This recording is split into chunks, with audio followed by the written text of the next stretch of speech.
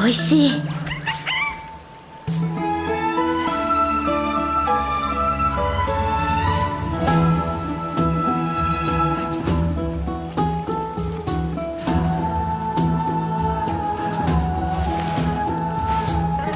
うん、いつでも出陣できます。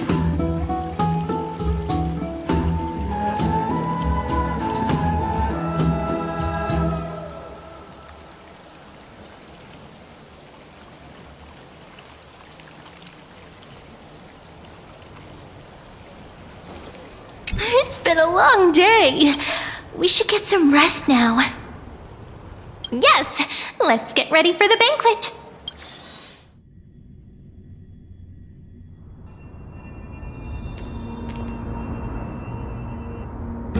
Look, the venue's right ahead.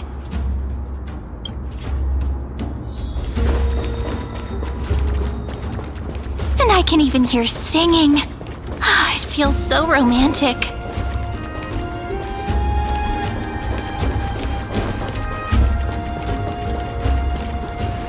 Honored guests, wait here for a moment.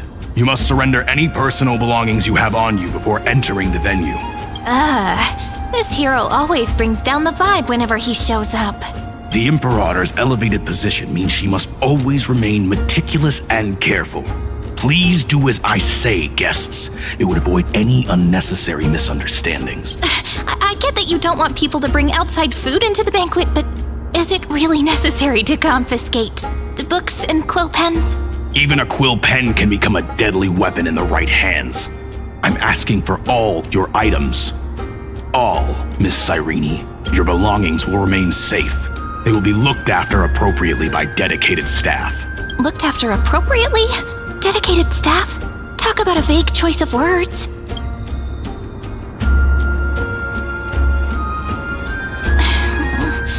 It seems like he's aiming specifically for the chronocognitive anchor. What should we do?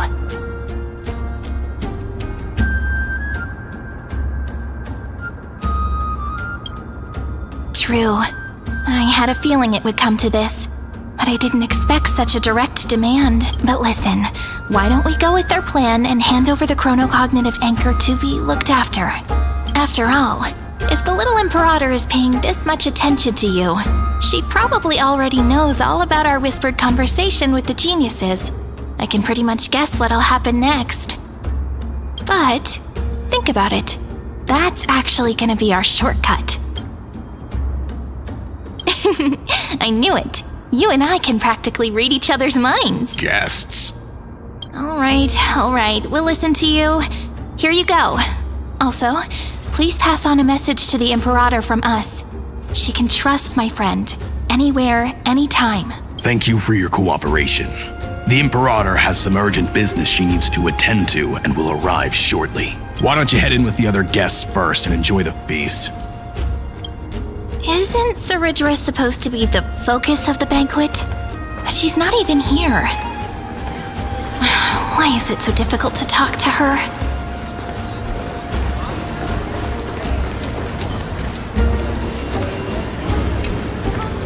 Aggie, if you can't get used to the honey brew, we will go ask for a pot and cook some oatmeal for you. No need for that. This banquet is just too loud. And nothing and no one here is interesting. I just don't really want to be here. Lies! You were pretty energized when you came back from the bath chamber. Let me guess. Are you worrying about someone? About High Sealans? Or Little Cypher? You take everything too seriously. At this rate, life's gonna be real tough for you later on. You're the least qualified to lecture me about that, teacher.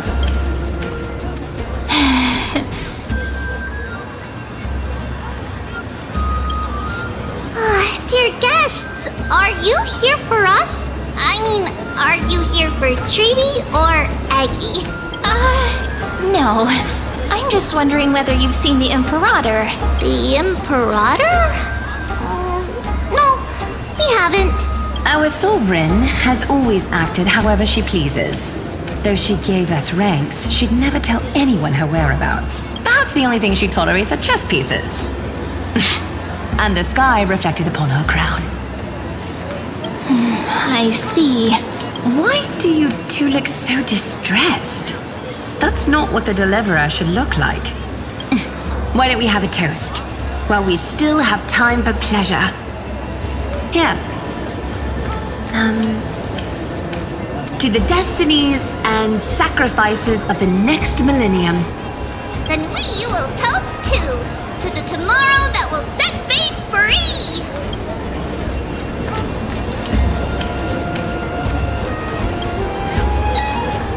Cheers! Actually, there are so many people, we wouldn't be able to find the Imperator even if she were here. I know. Let's look for seats that are raised up higher than others. Is there anything else we can help you with, dear guests? Or do you want me to recount the great Imperator's heroic deeds? Hey, Labinas. I managed to get some honey brew that the scholars hid in the cellar. Wanna try it? This banquet has a never-ending flow of honey brew. You're welcome to try it and see whether our drinks are as good as those from beyond the sky. Thank you for the offer, but we're more interested in knowing when the Imperator will be back. The Imperator? Who knows? Maybe she's hiding somewhere, thinking up weird ideas again. If you ask me, she's never treated us soldiers properly, even though we put our necks on the line for her. Hey, I can't pretend I didn't hear that, Seneca. Either retract your statement or duel me. Fine by me. Attendant, bring us 10 more jars of honey brew. I'm gonna make sure he can't even stand straight by the end of this. You wish. Be careful you don't get drunk first.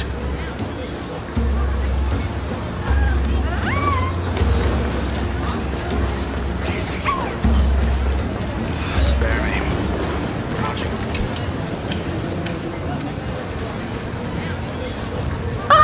Hello. Welcome to the banquet.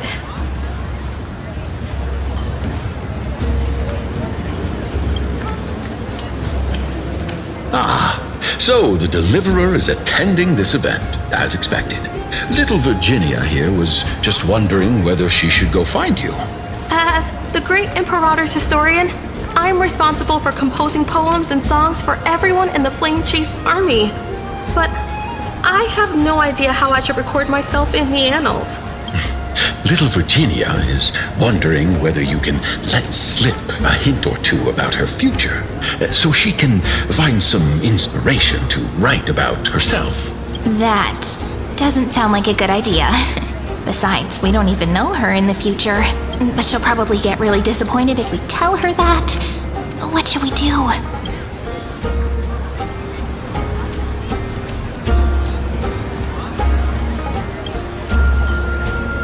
Alright, I got it. We can't reveal too much, but I think it wouldn't hurt to start your poem with the future. Maybe use something like, "With hope, I write down the tale of tomorrow for myself, silently waiting, day after day, till the moment it fulfills its promise." How's that? Oh, that's exactly what I'm after. I'm so inspired. Thank you so much. I feel like I can actually finish composing the heroic saga of Flame Chase once we end this campaign.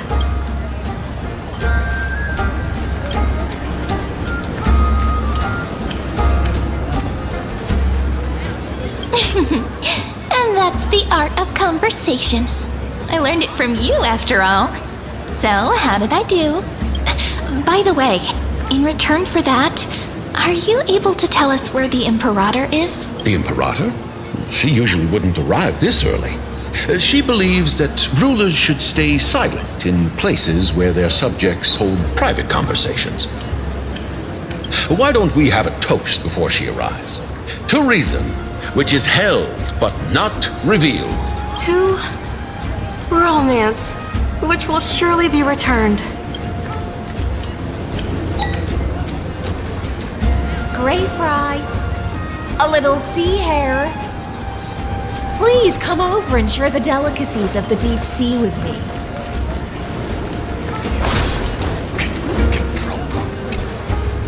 You two have been wandering around the venue as if you have something on your mind. Have the attendants not taken care of you well? No, we love it here. It's just... we're a little concerned, seeing how the Imperator still hasn't arrived. Don't worry. I know what you've been waiting for. Come, sit with me for a while, will you? I'd like to share a personal secret with you.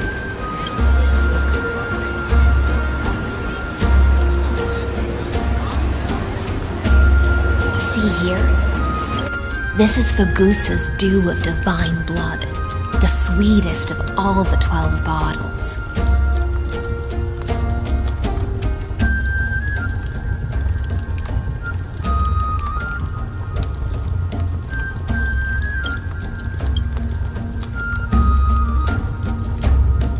On the night before such a historical event, I'd like to share this marvelous drink with the Deliverer.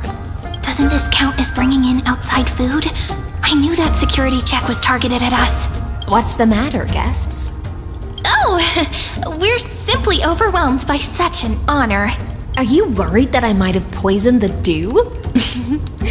Well then, let me prove my innocence.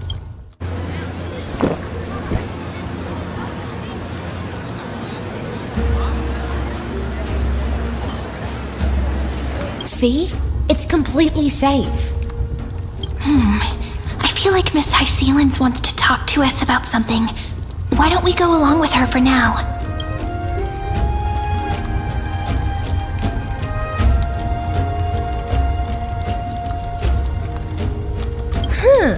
You're a pretty sharp fish.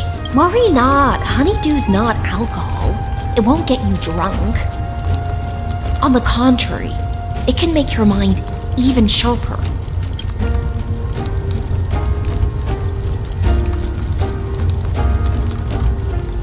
Please, have a taste. Would you like some too, little sea air? I can drink it myself. How is it? Sweet enough? Calm at times, tempestuous at others. That's the taste of the ocean. It'll do you good to understand Fagusa's fickleness before we set off to face their waves. Just like how you're about to understand the secrets within this dew.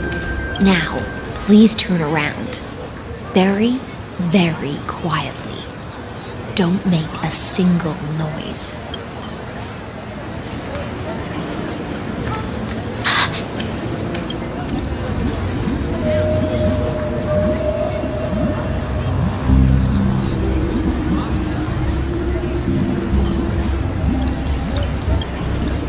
The dew of other gods all intoxicate humans, but the god of banquets dew is an antidote that can awaken humans from a sea siren's enchanting song.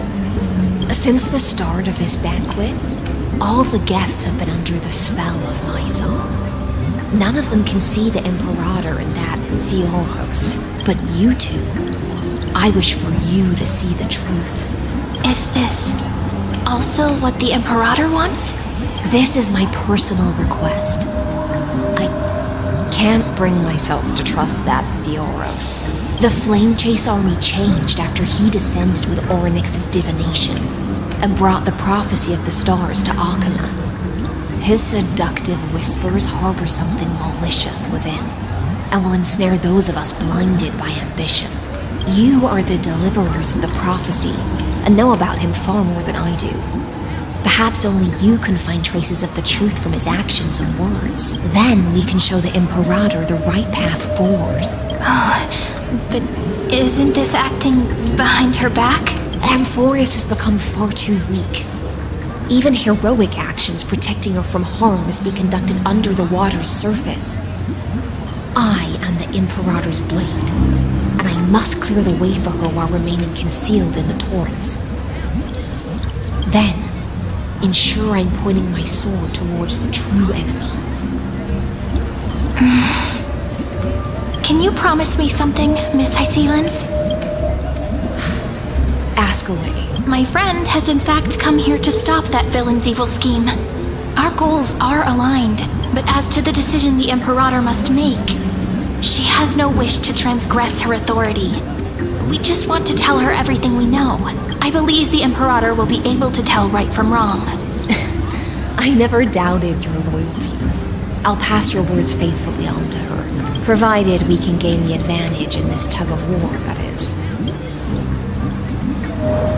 Now, return to the feast. Bring this cup with you and keep your distance. Pretend you are still immersed in the sea siren's fantasia, and I'll control the moisture in the air. That way, you'll be able to listen to sounds from afar as if you are a whale of the depths and hear every word of their conversation. I wish you a victory in this first skirmish. It's the exciting and thrilling undercover part of the adventure.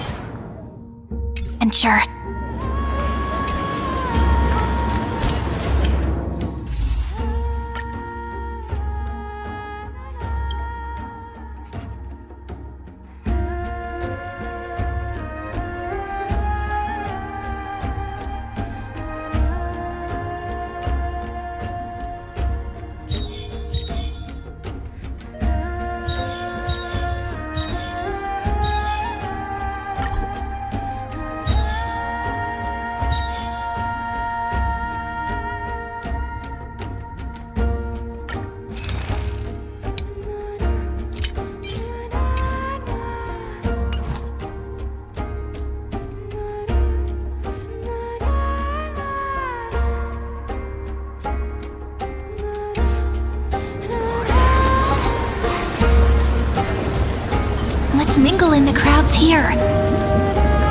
Relax. Try to act natural. Where's the Imperator? Still not here. That little imp is always acting so high and mighty towards everyone. Today, I will. Whatever. Pour me another cup. Though she has succumbed to drunkenness, she still does not dare challenge your authority. A criticism of my height is a grave enough insult already. She should be dismembered. Do you often test the loyalty of your subjects like this? You jest. The Imperator does not need blind loyalty. As long as one can prove they have value, I am willing to be lenient towards them. Let's cut to the chase, Theoros. If I pass the trial and grasp this world's law in my hands, what will you do then? The answer is simple. I will connect Amphorius with the stars. Don't waste my time. Be precise. Be specific. I won't ask a second time. Allow me to adjust my statement. I will correct the regulations within the old law that sealed off Amphorius and merge the black tide with the torrents of Era Nova.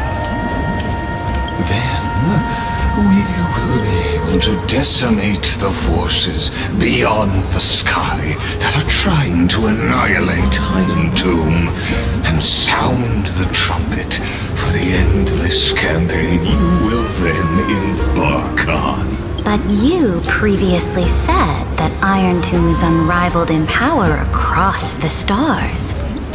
Who would dare to annihilate it?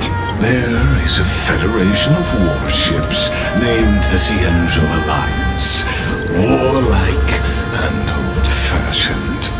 A cult named the Genius Society, loosely organized, but steeped in abject insanity.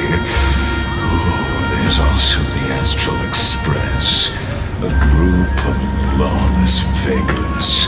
That so-called Deliverer is part of that last group.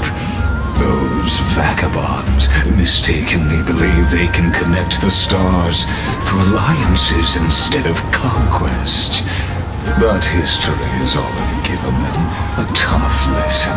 There are countless other organizations besides, but when the Lord Ravager sweeps across the cosmos, they will certainly all bow before your empire of... The Ackman Alliance is invincible! If those civilizations are not as feeble as you describe, then they may still have some value in testing the quality of my blade. That being said, even the smallest and weakest city-states should build an obelisk to the Imperator, so that their people can constantly recall the glory of her conquests. Walk a little longer with me, Theoros. I don't like how this is going. Our little Imperator seems fascinated by the destruction. Greyfry, a little sea hare? It seems like they're still talking. Get closer. I'll keep carrying their voices to you.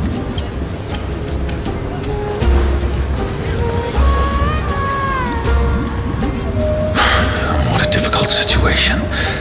No matter how we position our forces, this battle against Fagusa will result in many casualties. That's not something you or I should consider. The Imperator has already placed the chess pieces. We just need to fight for her until our last breath. How astonishing. The commanders under you have such different personalities, yet they share the same loyalty.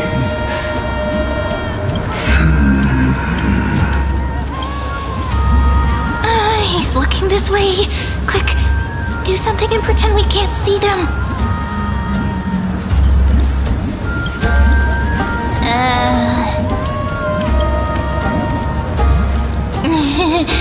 What are you doing? Staring at me like that so intently, it's making me feel shy. I try not to laugh, Challenge. What's the matter? My apologies. I was just checking whether everything was fine with those two distinguished guests of yours. And it seems like all is well. Let us continue our previous conversation regarding the soldiers fighting for you. Are they aware of the price they must pay for the trial of law? If I recall correctly, you've already lost a bout against Talanton due to offering insufficient sacrifices. You dare mention my name alongside the word lost? Forgive my transgression, great Imperator. Watch your words and actions. All you need to know is that my victory in the trial is guaranteed. Even without the trial of law, they've already sworn to give their lives for my conquest. So tell me, if everything happens according to our agreement, how would you recommend I deal with that deliverer? Good question. Do not let her fool you. That woman from beyond the sky contains a seed of ruin within her body. She must not be allowed to tarnish your glory. Therefore, the wisest decision would be to hand her over to me. You plan to torture her? Calling it experimentation would be more appropriate. The guest's patience is running thin. I plan to remove the Fantasia and head into the banquet. I will heed your advice. Leave for now, Theoros, and go back to Akama. You don't want to confront those two directly either, do you?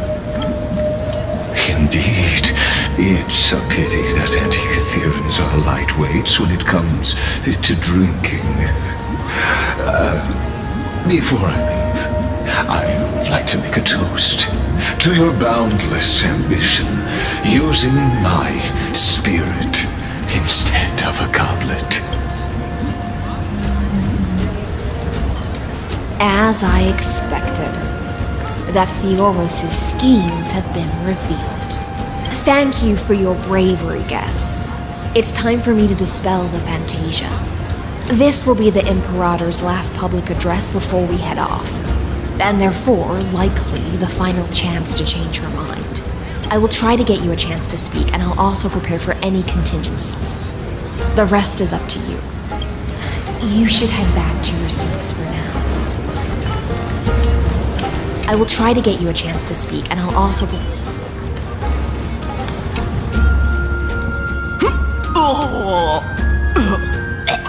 This honey brew sure wears off fast.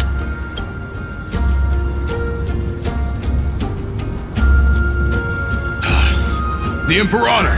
The Imperator has arrived! No need for formalities. I should be apologizing for my tardiness instead. The hour draws late, and I trust you have all had your fill of brews. Therefore, I will not observe the usual ceremonies. Any warrior who has fought by my side should have those speeches memorized by now. The Imperator's word is law! Are you out of your mind, Dux Frigoris? The Imperator hates flattery most of all.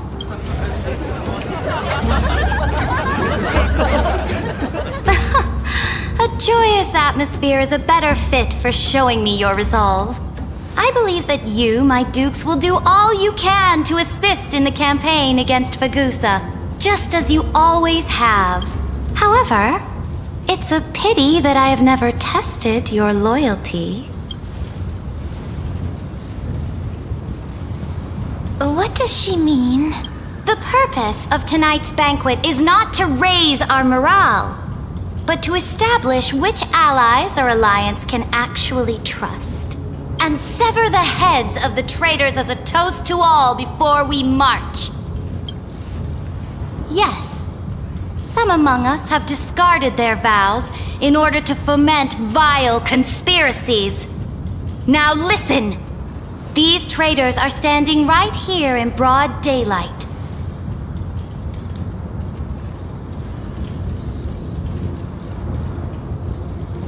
Dux Gladiorum Hycelens. She used the sea siren song to immerse the crowds in an illusion and conceal her whereabouts. She then worked with those from beyond the sky to spy on confidential matters, hoping to rob the core flame by force and harm me, the Imperator!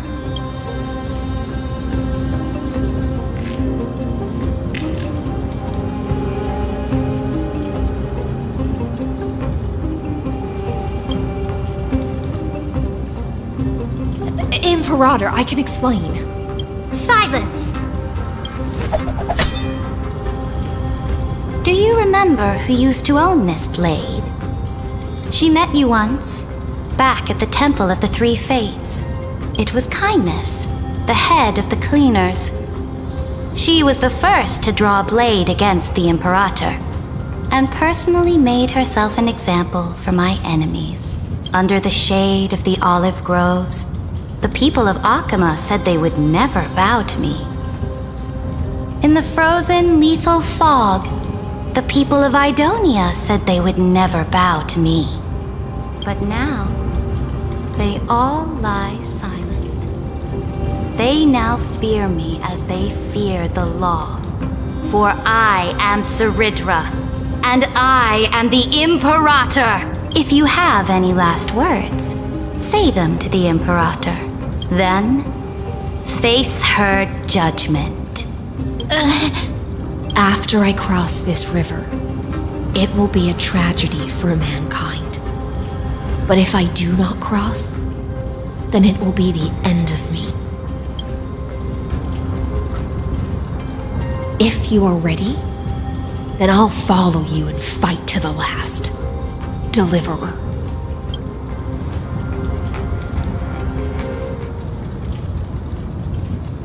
No, friend.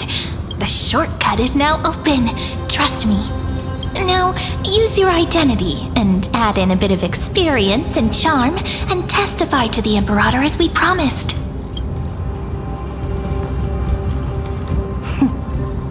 You think you can slay a king using your words instead of a sword?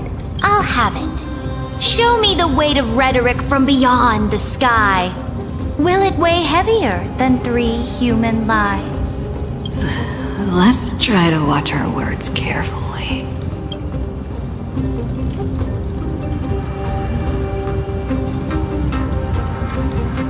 The prophecy you know of, the Aranova, spoken by Kefali, is nothing but a complete lie, spun by Lygus. To fight that lie, a young man with the pseudonym of Finan lived through 30 million cycles of this world, all to save Amphorius from the end of the destruction. And Cyrene, the young woman standing beside me, also carries an equally heavy destiny.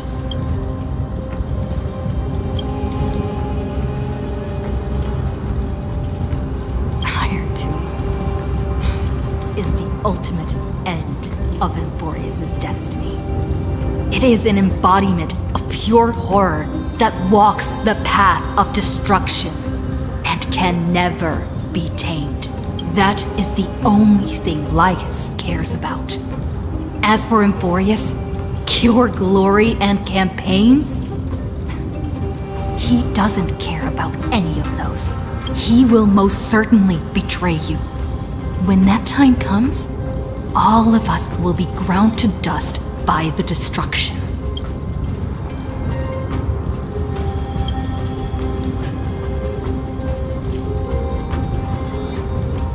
I have seen many beautiful worlds. The road chosen by the Trailblaze is to explore, understand, establish, and connect.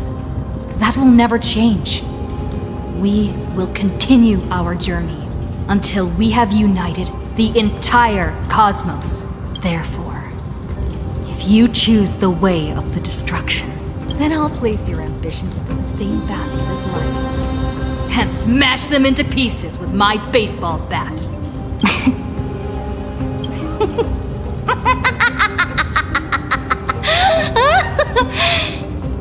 That was truly a chaotic speech. All that needs to be said has been said. Dux Frigoris, Dux Bromalis, escort the traitors to the prison.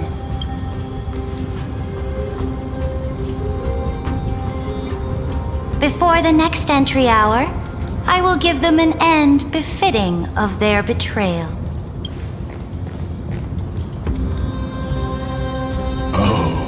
Great Imperator, your ambition certainly eclipses all things.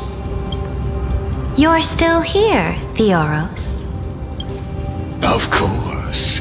As the Theoros, I simply cannot miss this moment, miss witnessing the fall of a nameless one. Or perhaps I am waiting for you to give me an answer. Why would someone as powerful as you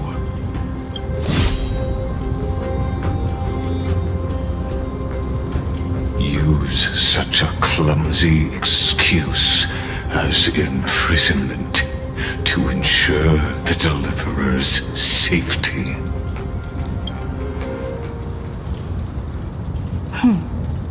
So you finally tossed aside your act.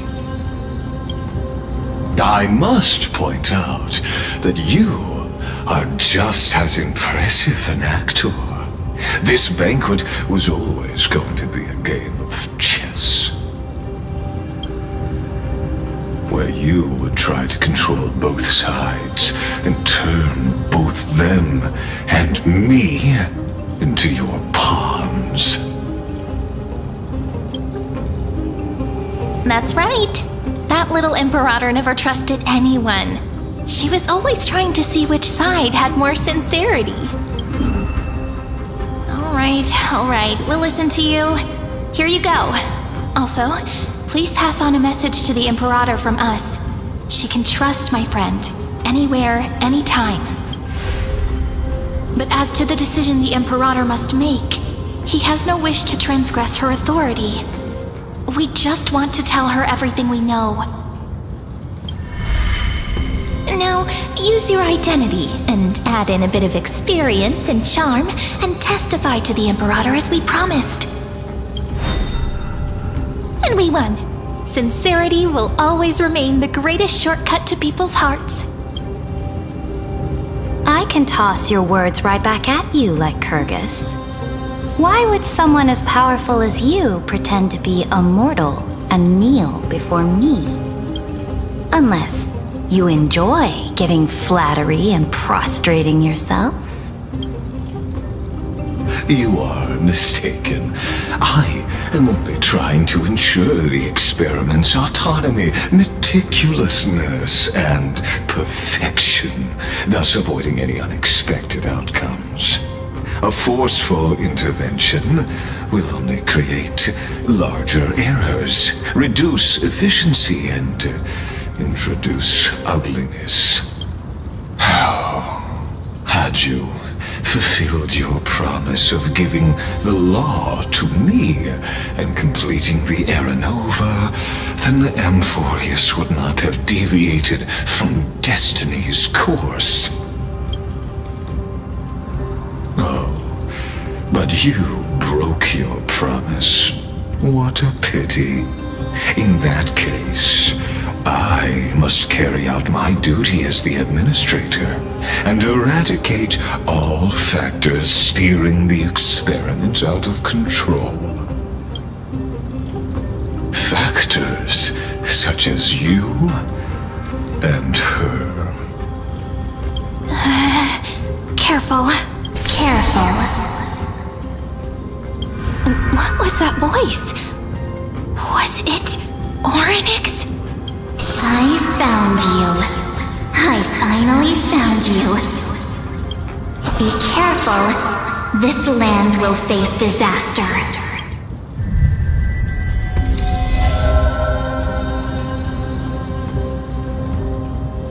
The time of judgment is nigh, my lady. The prison I have built for you is now complete. In the name of the erudition, I invite you to step into the same cage as mine.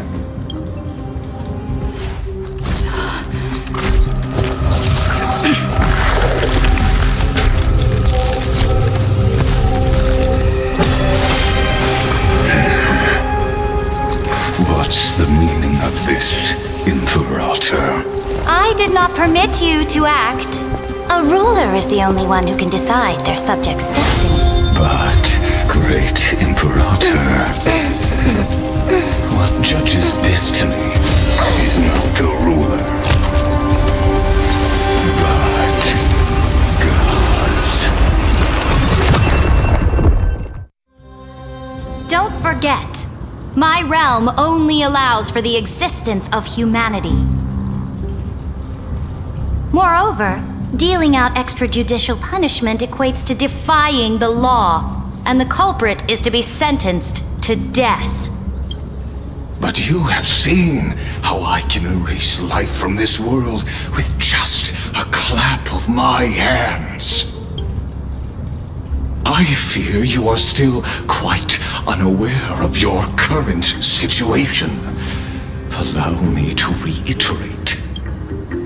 I am giving you a simple choice. To collaborate or to be destroyed. There is no other way. Shameless behavior. If that were true, you would have killed me long ago. You in fact cannot kill me. I guessed it the first time I beheaded you.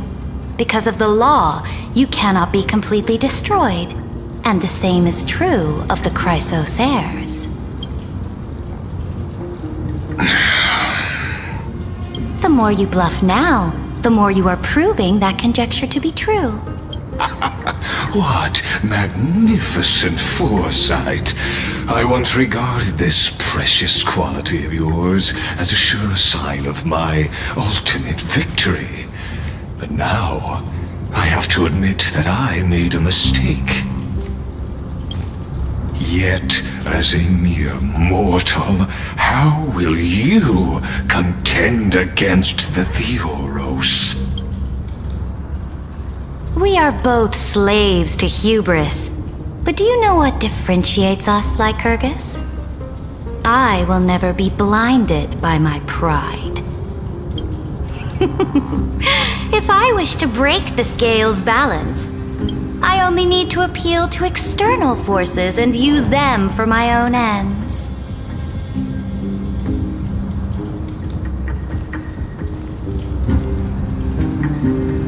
Finally, we get to meet face to face, Senior Society member.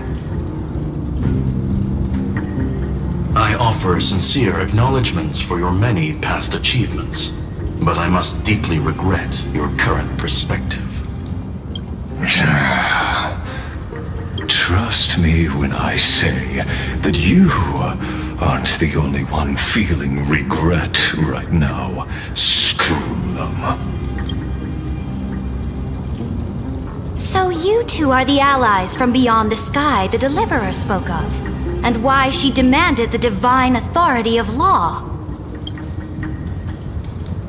Come and prove your strength to me. Show me the power of these so-called paths. I have spent much time and effort to secure this treasure from beyond the sky just for this moment. In the name of the Sovereign of Planet Scroolum, your allies have responded to your call, esteemed Imperator. Please allow me to spell the situation out for you, Lord Lycus. Permission to read the ultimate protocol is already in my hands. It'll only be a matter of time before we acquire the authority to write and execute commands as well. There's no way the flame chase journey will continue after you've burnt your bridges so thoroughly like this. Do you really think you can still win? Oh, seriously. Don't embarrass the society.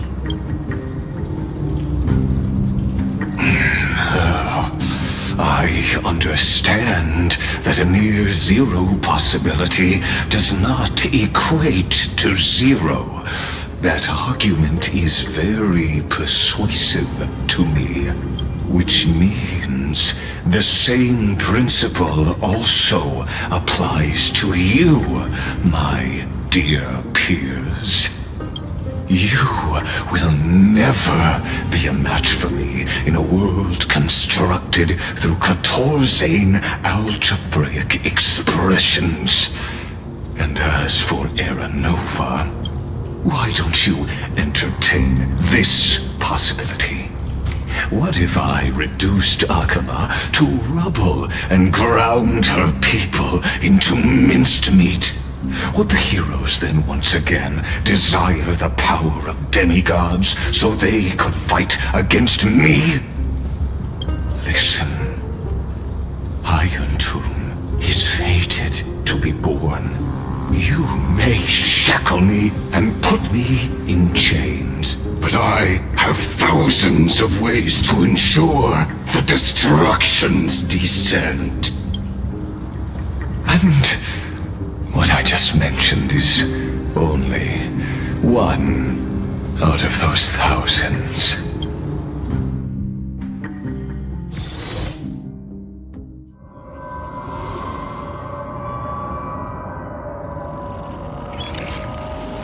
This is the place outside the legends? This doesn't feel the same as before. How should I get back? Warning! Warning! Warning! Warning! Warning! Warning! Command isolation? Since we parted ways last time, I have modified the exomyth into an audience area exclusive to you. Now, you will be able to silently wait here for the final act of Amphorius to begin. Oh, we always feel so powerless before fate, don't we? This could, in fact, be a wonderful opportunity for you. From the audience's perspective, you may better observe the workings of the erudition at a macroscopic level in this place where time flows far slower than within Amphorius. You will witness the end of that world's saga. Oh, I am not doubting your capacity to create miracles. The answer concerning the prime mover of life and the total destruction of the erudition.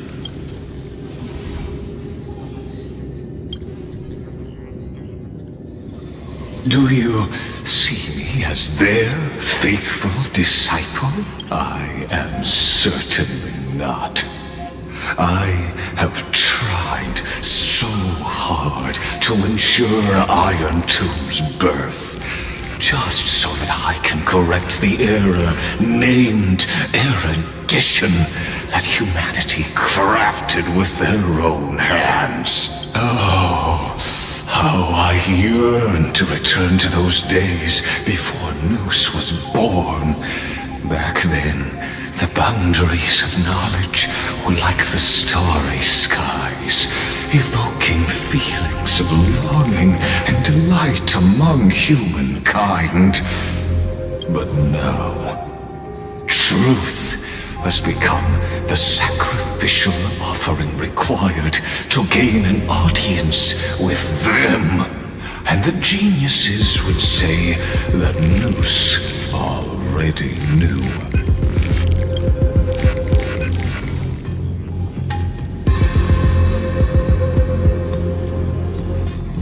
That arrogant Eon was born from the primal mobile of humans' desire for knowledge. Yet, they themselves sealed off humanity's capacity to seek enlightenment. I am simply cutting down a tree of doom that we planted ourselves. I must admit that the process of answering your questions has reminded me of the happy days of learning in my youth.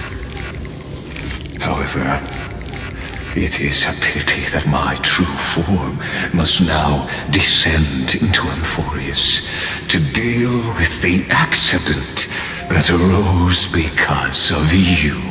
But you won't have to wait long. When the curtain falls, you'll surely understand mine and Amphorius's ardent wish. Where time flows slower than within Amphorius?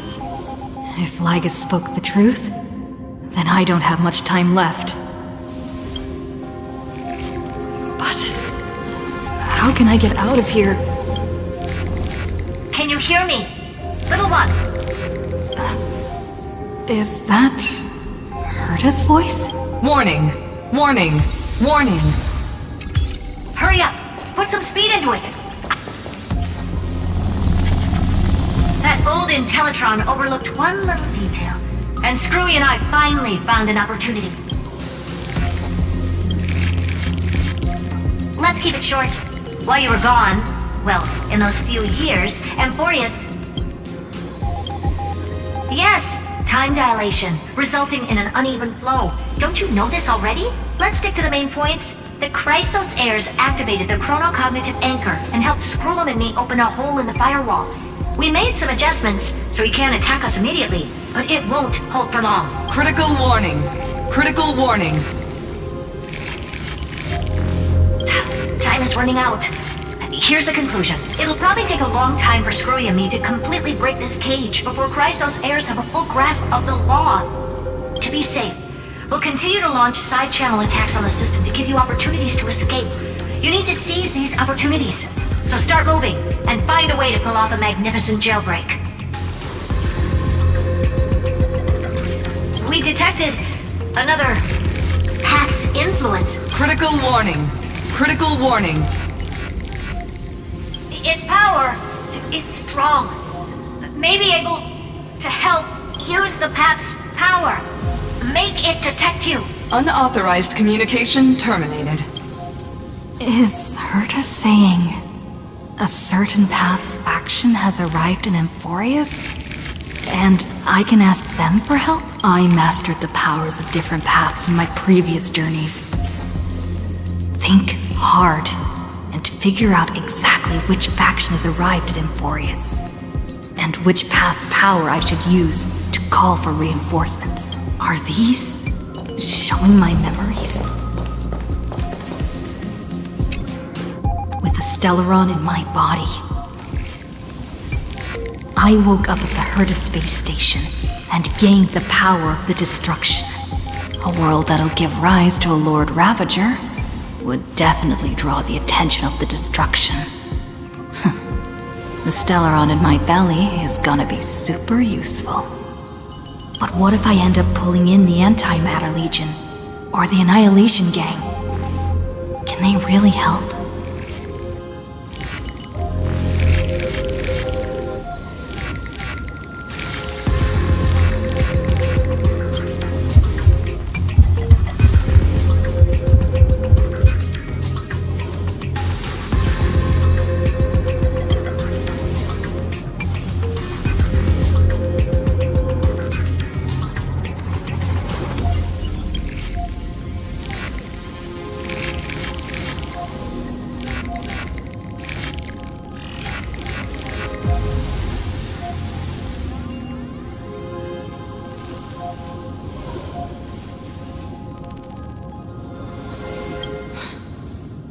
Failure is not necessarily a bad thing.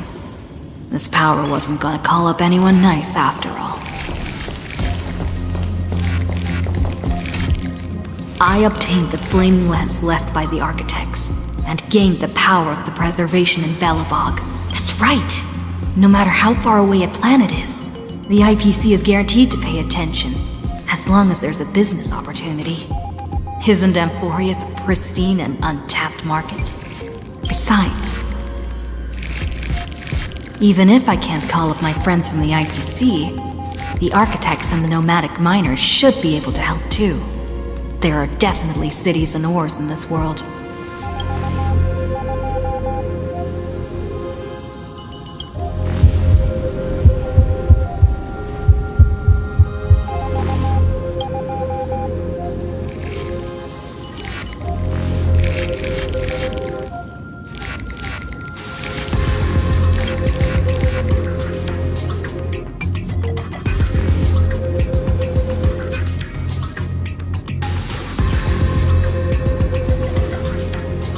Seems like since Emphorius has no overseas market, the IPC's hand can't reach it.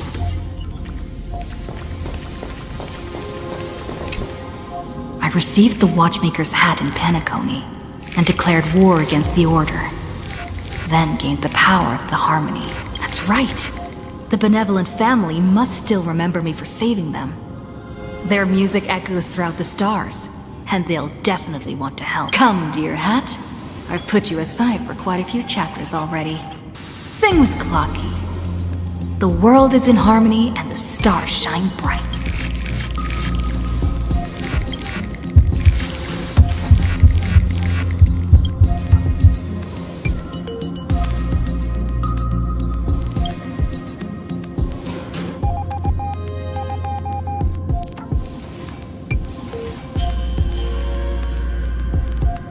Doesn't Lygus want this story to have background music? He has such terrible taste. The Remembrance, that's right.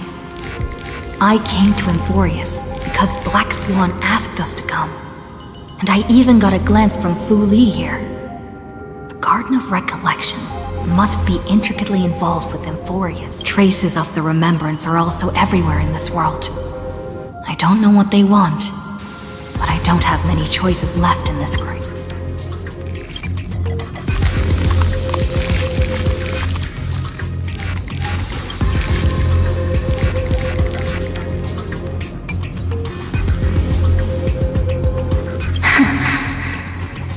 I finally found you. Following the sound of memories. A Pathstrider walking both the Remembrance and the Trailblaze.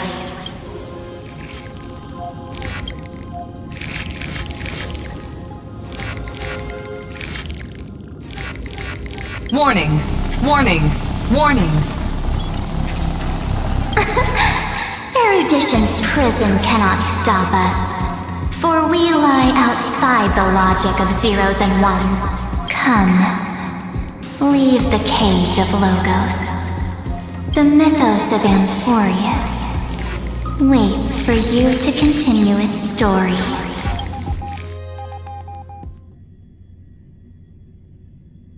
When that brightest star, that star heralding the dawn, finally rises, a boat, so used to drifting, at long last enters an island's safe embrace. Oh, Pathstrider, we have helped you break free. Hurry and set off. The Child of Remembrance awaits you. March? What's she doing here?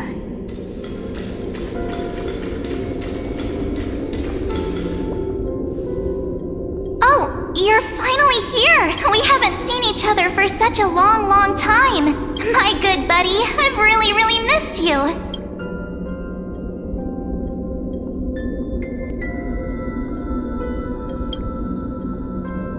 Huh? When was I dead? It's been so boring waiting for you in this place. There's no one to chat with, no internet, and not even anything to eat or drink. It's basically a prison. Now the great hero is finally here to save me. Yippee! You must have seen a lot in Amphorius during this time, right? You gotta tell me all about it. I'm all good. Look at how fit and active I am. But let's get out of this spooky place first. This is not a good spot for a reunion chat.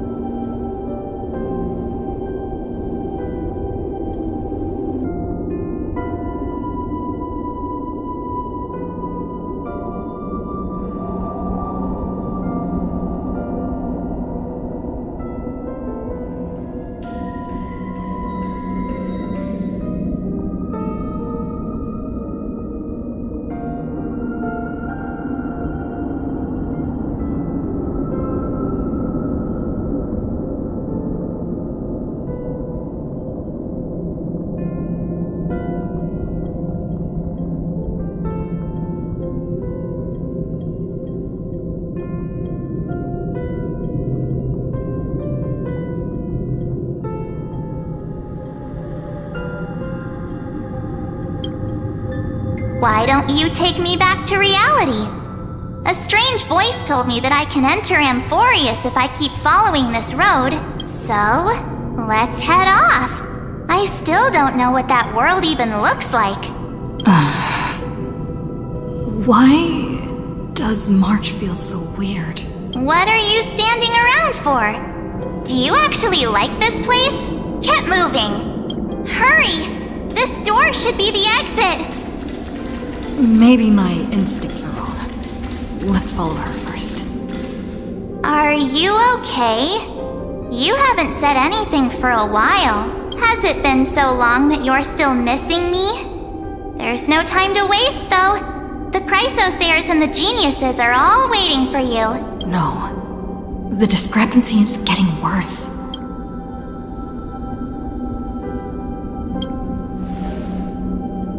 Huh? Isn't Amphorius the world of the Chrysosayers and their hero's journey? I could figure that out in an instant. But Amphorius cannot be observed from the outside. She couldn't possibly know about these things unless... Don Hung told her.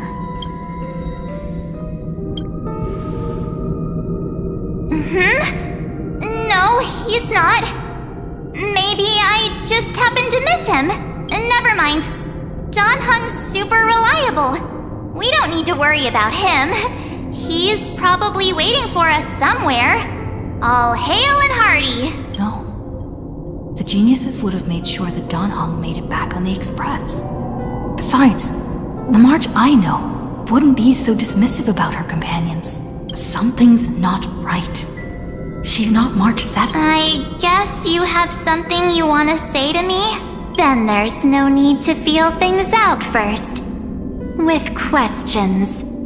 Let's treasure the time we have together and be frank.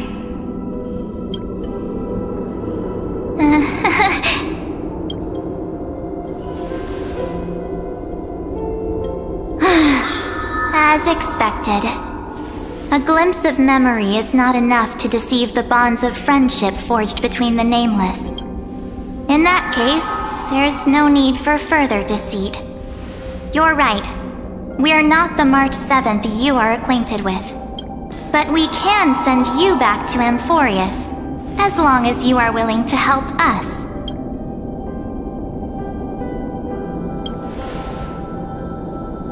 She's fine. This form was simply borrowed from your memories. We'll introduce ourselves to gain your trust. We are the Garden of Recollection. You should be very familiar with that name by now. Just as a reminder, while you hesitate, time is quickly ticking away in Amphorius. Working with us is the best way to stop the enemy of erudition. Erudition would treat any results unrelated to the experiment as garbage and throw them out. But we don't work like that. The Remembrance treats all these instances as important materials needed to weave the universe. Besides, this would be child's play for a great hero like you. It won't be hard at all. Also, if your plan fails and the big bad Iron Tomb manages to get out, then the whole cosmos will be in danger. Wouldn't it be better to have an additional failsafe? As long as you help the garden retrieve what we want, even if Iron Tomb reformats everything in the physical plane, we can use Remembrance to reconstruct the entire world. Or, should we say, the entire universe. So help us. Find where Amphorius' memory began, and bring it out. The Master of Anosrava has already glanced at you. Don't deny it. That storybook is the best evidence. Say, you aren't seriously gonna be moved by their pretty words, are you? I am the one who commanded those little ones to lead you out of the prison. But I didn't expect to attract little gnats trying to take advantage of the situation. While Remembrance can help you return to Amphorius, there's no need for you to do it the way they want you to. Of course, there's also no need for you to make any deal, or pay any price. For you, this is probably a long time no see. My dear.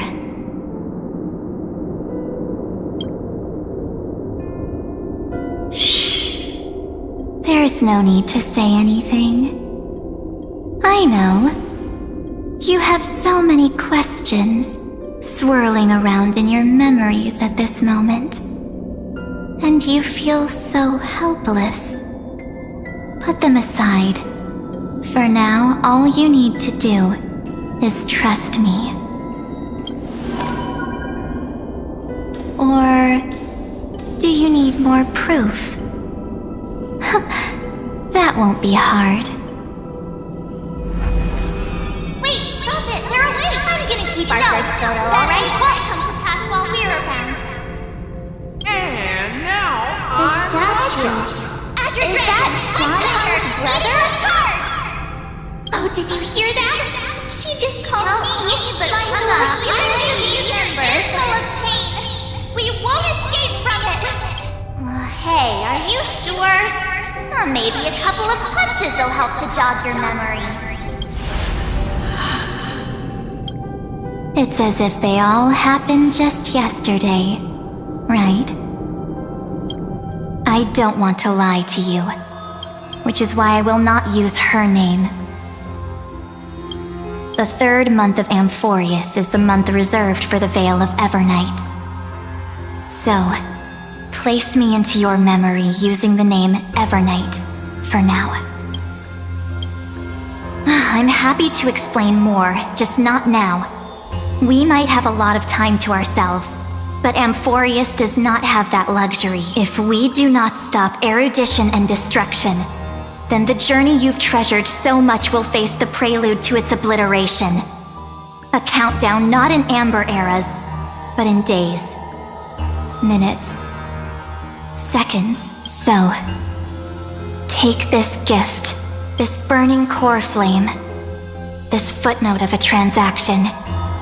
It contains hope, and the warmth of the entire world, ripples of past reverie. She hid this fire in the long river of time, hoping that her wishes would transcend time to reach your hands in the future. Now, take it, and return with it, dear friend. Return to Amphorius, and overturn the final era Nova. Witness the time that stood still for the Deliverer, and the resistance that never bowed to the destiny of destruction over the long years that passed in a flash.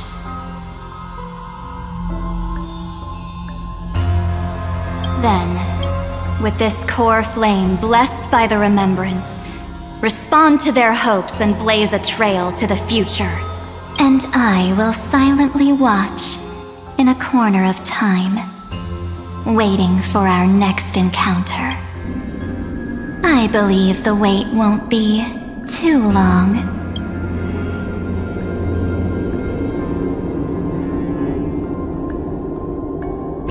What exactly is happening? Keep going. Keep trailblazing for Amphorius. For you.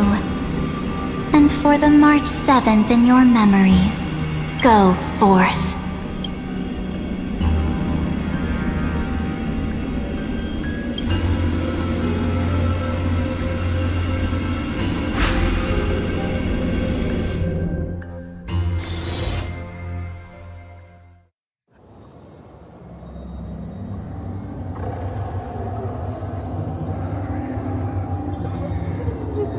Is this Akima?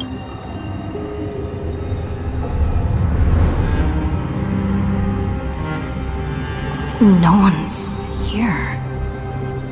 And the dawn device off.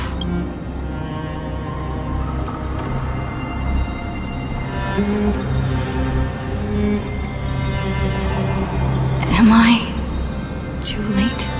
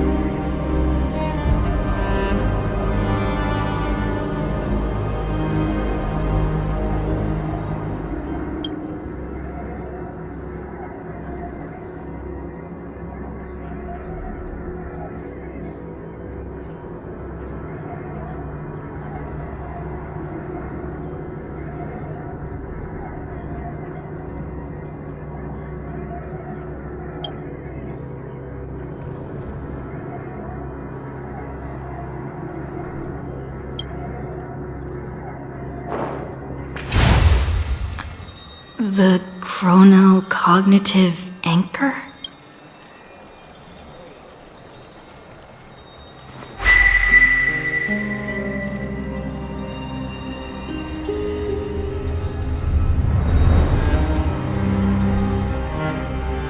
There's so much I wanted to say for our reunion. Yet now that you're back, there's only one thing to say. Welcome back, friend. It's been such a long, long time. You must be really confused right now, aren't you? So much has happened in Amphorius while you were gone. But don't worry. The Deliverer can't afford to be lost, no? Now, please follow me and turn the pages of time and hear the words everyone left for you. I'll tell you the story of this 1,000-year journey. That way, it won't just be my memories alone. Cyrene can't hear me?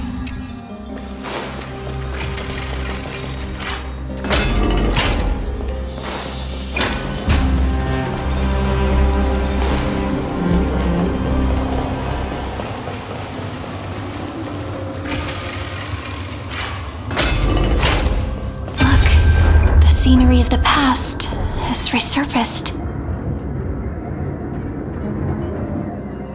Time flies.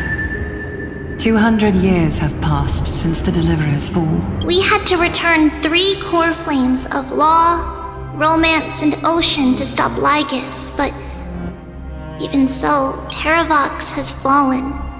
The 2 geniuses vanished without a trace, and Zeridra embraced her fate. At this rate,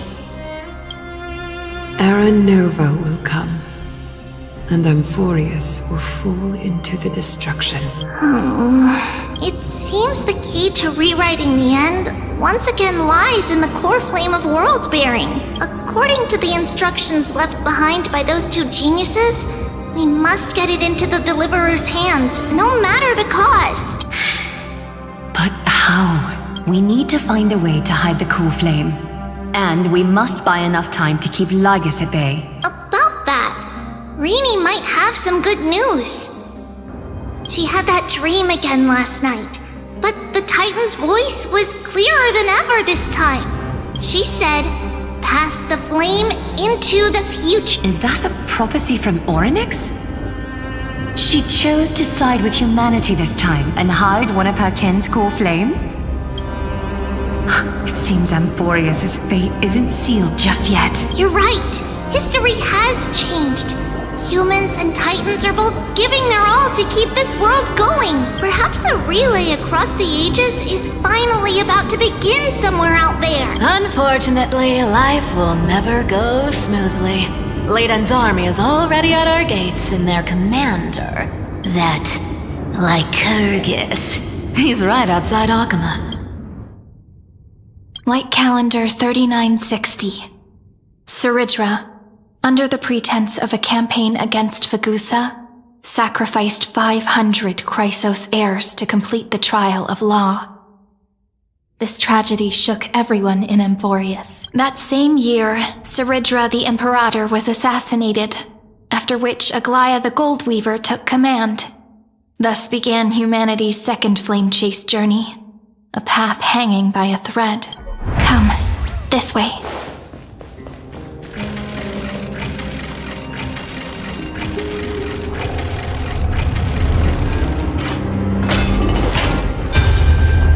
The eternal holy city?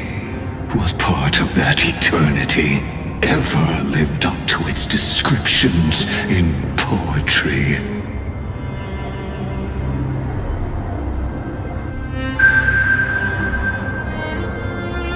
Memorial Palace lies in ruins. Countless mortals have perished because of your stubborn resistance. It's time you learned the cost of refusal. Where is Kefali's core flame?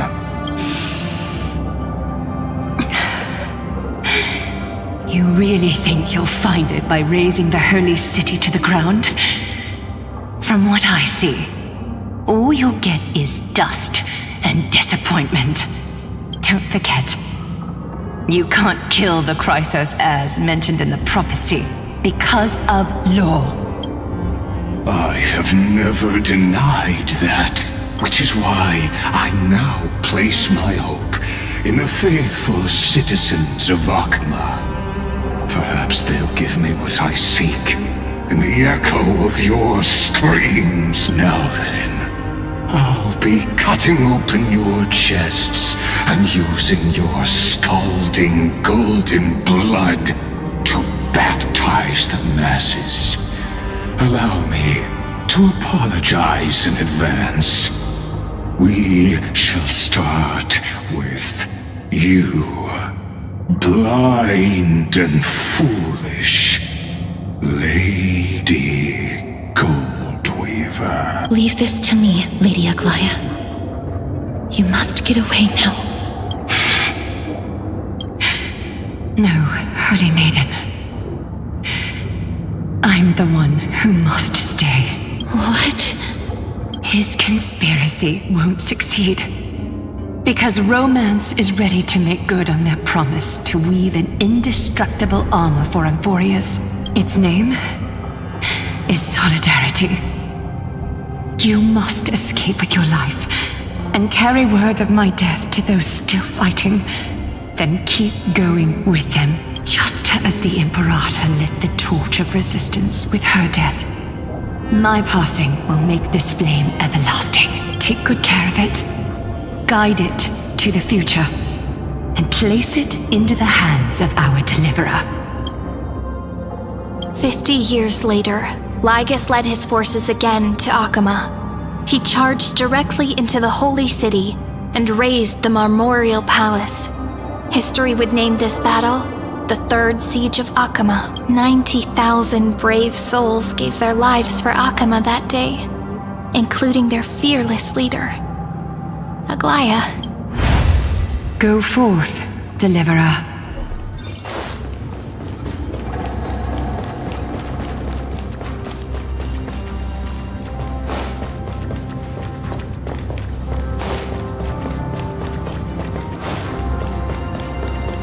Go. When the frost melts and the snows give way, the flowers will bloom again. You'll find me there. So what you're saying is, Princess Homebuddy is never coming back, is she?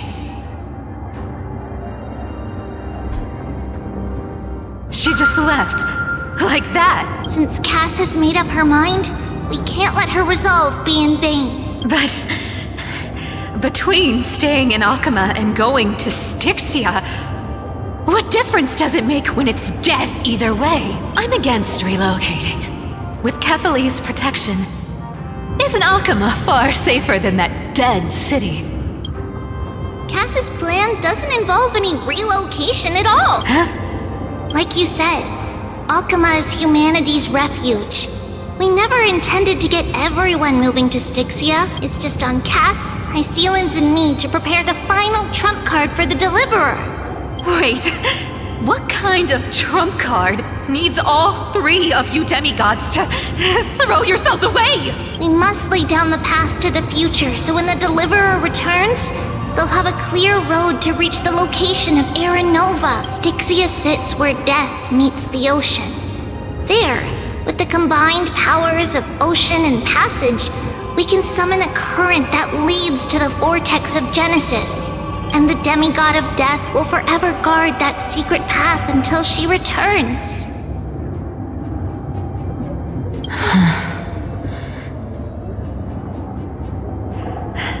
We all know Lygus will set his sights on the vortex of Genesis. That's exactly why we have to do this. Guess I underestimated Idonia's Maiden of War.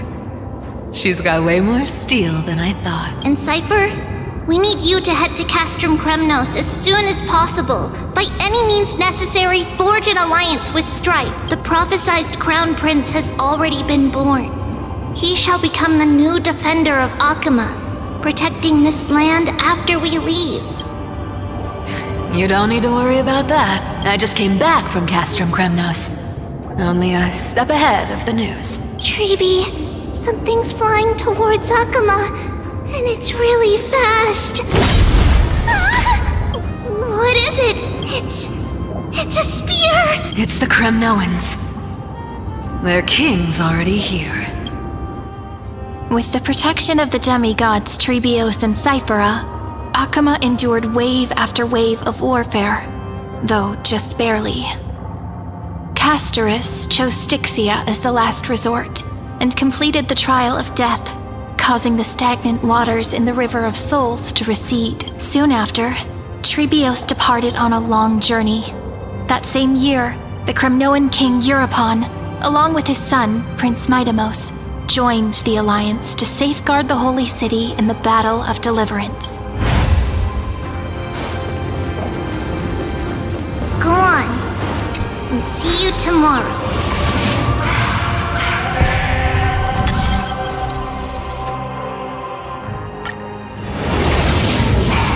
Breaking me apart buys this world even one more second. And so be it. But it's gonna hurt a lot! Pain brings endless torment. But it can never destroy me. I believe that you were thinking the same thing when you stepped through the gate of infinity and jumped off that cliff. Can't argue with that. In the current situation, this is the only path Akuma has left. Just do as I say. Split my soul into 5 pieces. Forge me an immortal vessel. Let the blade of strife hang forever overhead. Locked in battle with their enemies to the world's bitter end. There's no need to be sad, Lady Trebios. Haven't we already taken great strides towards that promised tomorrow? In this life, my people no longer have to drown in false guidance. Kremnos has washed the blood off its fate. Emphorius no longer needs a god named Strife. So let me shatter the former loss and turn the Lance of Fury back into a weapon that protects the world. We understand. By the way, can you do me another favor? The 7 sages from Grove of Epiphany are already en route. They'll arrive in waves to join the resistance in a couple of days. Among them is a scholar named Anaxagoras. He has extraordinary insight and fears no sacrifice. This soul-rending ceremony wasn't just my decision. It was his counsel. His wisdom will surely be the backbone of Amphoria's survival. Watch over him. Carry on this everlasting flame for me. Through Anaxagoras' ritual, the demigod of strife split his soul into 5. Courage, honor, tenacity, sacrifice, and reason. Each sealed in blood crystal and cast into battle. The people held a 10-day funeral to mourn their fallen god king. And through his sacrifice, humanity was granted 200 years of peace.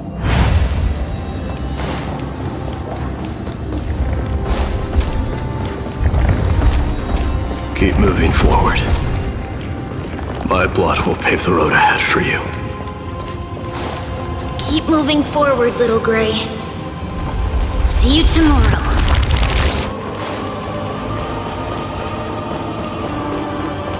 That seamstress wasn't wrong when she said a lie needs more lies to keep it together. Reason and trickery. Never thought we'd be the pair to finish this final setup. Can't catch that Tin Man without your little slides. Besides, this is our last shot. Not the time to be picky, right? Don't oversimplify it. Lycus just found out Akuma's been an empty shell for the past 50 years. He's bound to be furious. At this rate, he could have done anything. That's exactly what we want. Rage blinds even the brightest minds. Doesn't matter how much of a genius he is, the principle still holds. Once he storms into the council and confronts me head on, you trigger your alchemy with a boom and turn him into a caged beast. Easier said than done. You still have to pass yourself off as the deliverer without anyone catching on. And you really think a human alchemical array can bind a godlike being? That's just nonsense. What? Getting cold feet? Or you just don't believe in the almighty worth of the demigod of trickery? Just tell me straight. Can you do it or not? Of course I can. And it'll be child's play. But I've got two conditions. Since this is the final act, if we're doing it, we go all in. No half measures. Oh, I'm listening. First, shift the battlefield to the vortex of Genesis. It would be more convincing if the deliverer were to appear there. Besides, the vortex is cut off from the world. No place in Amphorius makes a better prison. If you pull that, wouldn't our deliverer have to face tank Lygus as soon as they come back? That clash is inevitable. All we can do is create more chances for her. And that's the second condition. The vortex belongs to Fagusa in the first place, remember? And there happens to be a demigod of ocean among the few survivors in the world. Loop Hycelan's in. Let her join the final act. I'll transmute myself into a philosopher's stone and embed myself into the formula. And when the time comes, she needs to shatter me and scatter that stone's ashes into the ocean within the vortex. I guess people weren't wrong when they said you're insane, Grove Boy. I've got no idea how to outwit a reclusive genius. But making an anti-Catheran suffer? The demigod of reason has 10,000 ways to do just that. And what I just mentioned was one of them. So what exactly does your formula do? Now that would spoil the climax, wouldn't it? By now, Hyacinth must have completed the Sky People's ritual. Since that Theoros loves a good performance as much as I do, let's make sure he enjoys our show to the fullest. As for how the Deliverer will complete the Era Nova, well, that will no longer be our concern. It was the last battle known to the world, initiated by two demigods least suited for war. In the end, reason and trickery kept their word. At the cost of their lives, they sealed Lygus within the vortex of Genesis, where he remains to this day. Go forth. Finish the greatness left undone. Quit overthinking! Just run! Keep running, and that'll be enough. Irie, it's dead quiet here.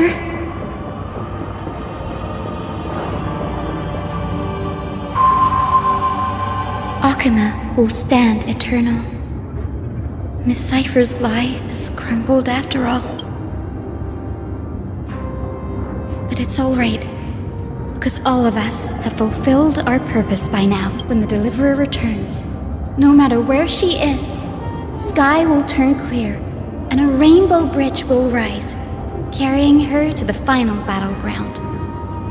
Sairi, this arduous relay is finally nearing its end. Now, I'm passing the final baton of fate to you, okay? No, that's not quite right. After all, it was you and her who lit the first spark of this journey, wasn't it?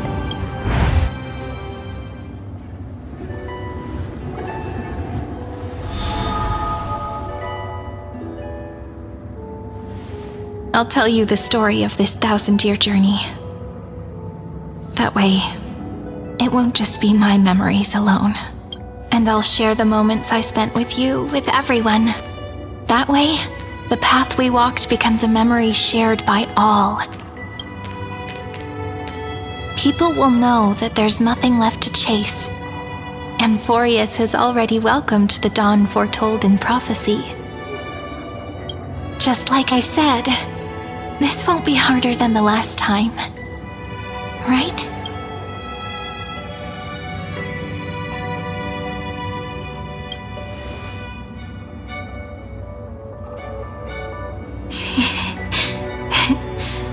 I wonder what kind of expression you're wearing right now.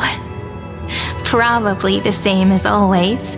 Calm, resolute, and brimming with confidence. If I have the chance, I'd love to see it again. Because it's really been far too long since we parted.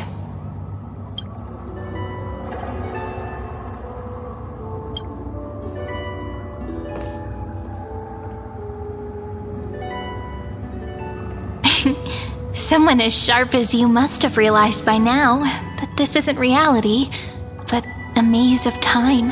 As the last link in the relay, I will return to the Temple of the Three Fates, tell Orynyx all of our stories, and bottle every page we've written into the little flask of memories. And then, may it set sail in peace, drift down the river of time along with the core flame of world-bearing, reach your side, and lead you back to Amphorius. Just like the first time we met, right? Even though this cycle has no demigod of time, time has always stood on humanity's side. This is the only way to make sure that the Era Nova won't happen before you return. And the only way I can safely entrust the completed final flame chase journey to the Deliverer's heart. After all, the new world will be born from your memories, and the protagonist of this story mustn't be absent.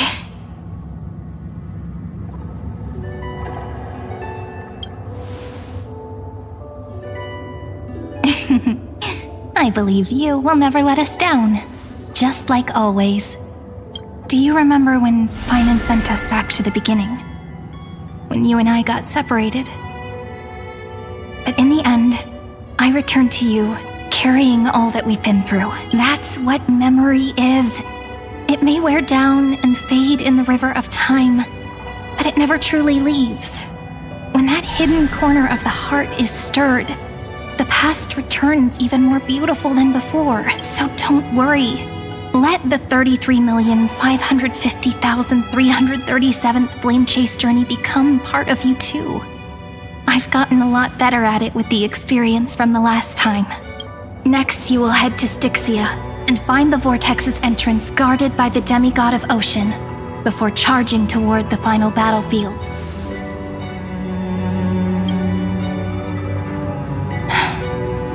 Don't.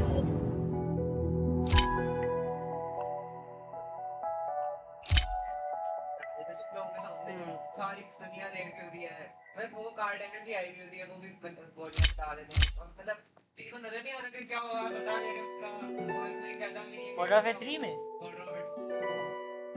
मतलब बड़ी अजीब सी बात है और वो TV में नहीं होने की कैप्टन प्राइस टीवी पे आ गया किस बंदे ने क्या था नहीं को रोकते कैसे सकते हैं इसका ये बात मैं नहीं बड़ी अजीब सी बात तेरा बंदा है बंदे ने गोलियां चला दी है पार्टी में दी है पुलिस भी आती है नहीं भाई नहीं मतलब मुझे ऐसा लगता है बस जबरदस्ती हाँ इसमें एक प्रॉपर नहीं पे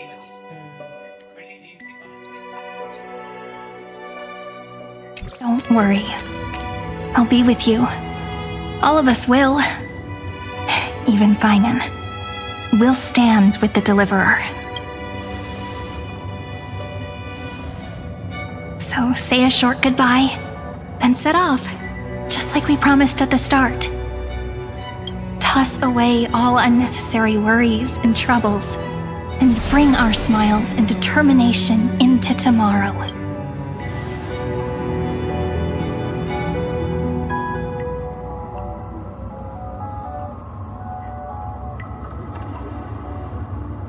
The last baton.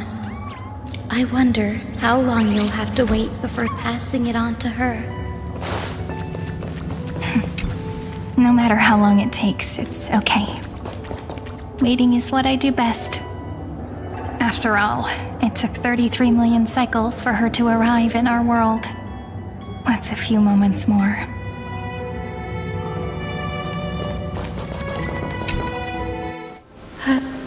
Sairi, what if you wait and wait, but that hero never arrives?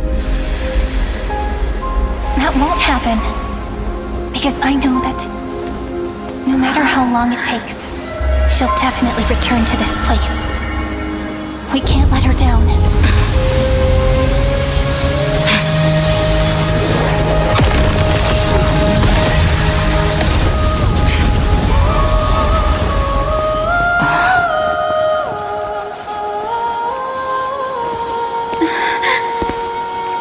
Sky shall rain rays of dawn for you.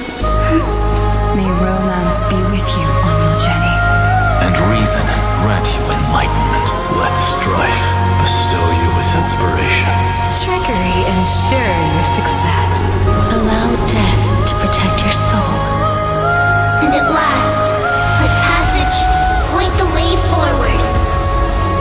Well, time will remember the Trailblaze's journey.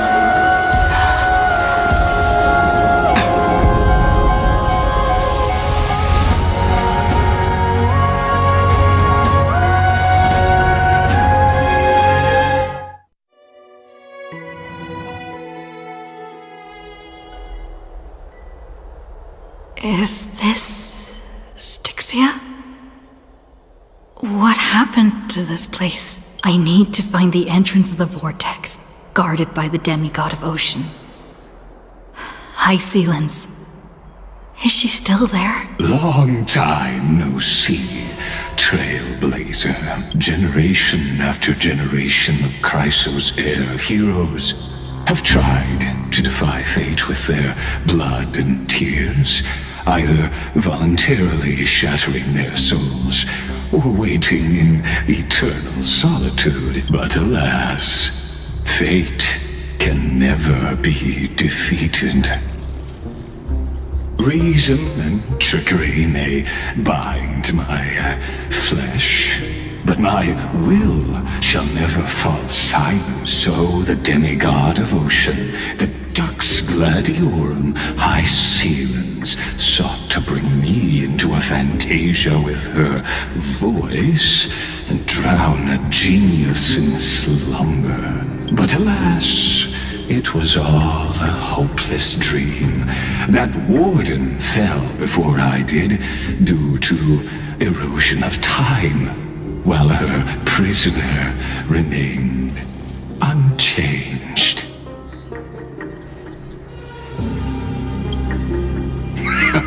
True, I can't leave this place, but what of it? You should have heard of this fable.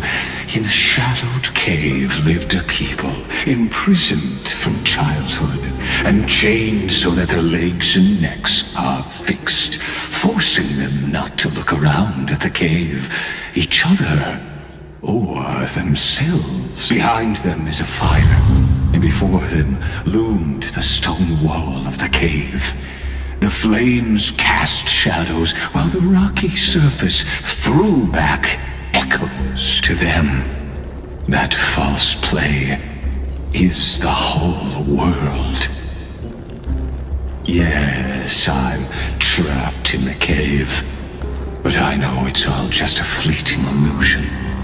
I don't struggle in dreams. I wait. And now, my deliverer has come to defeat me and save this world that never owed you anything. Oh, you'll need to awaken the singer here and unseal the prison called Vortex of Genesis. You'll be the one to unshackle me and bring the cave crashing down. Of course, I don't mind waiting a little longer. Let me guide you through this next illusion. One last memory from that prison warden. I hope you'll watch the stories of this Fantasia closely. Logically, the Deliverer must see the world for what it truly is. Emotionally, this memory captures the fate of everyone in Emphorius better than anything else. Only by feeling it for yourself can you understand my point of view, the meaning of destruction.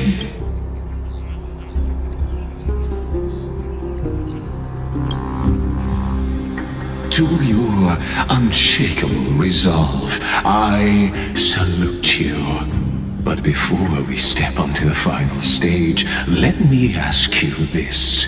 In the spirit of that fable I told you just now, can the prisoners in the cave learn to see the shadows and echoes for what they are, and stop mistaking them for reality?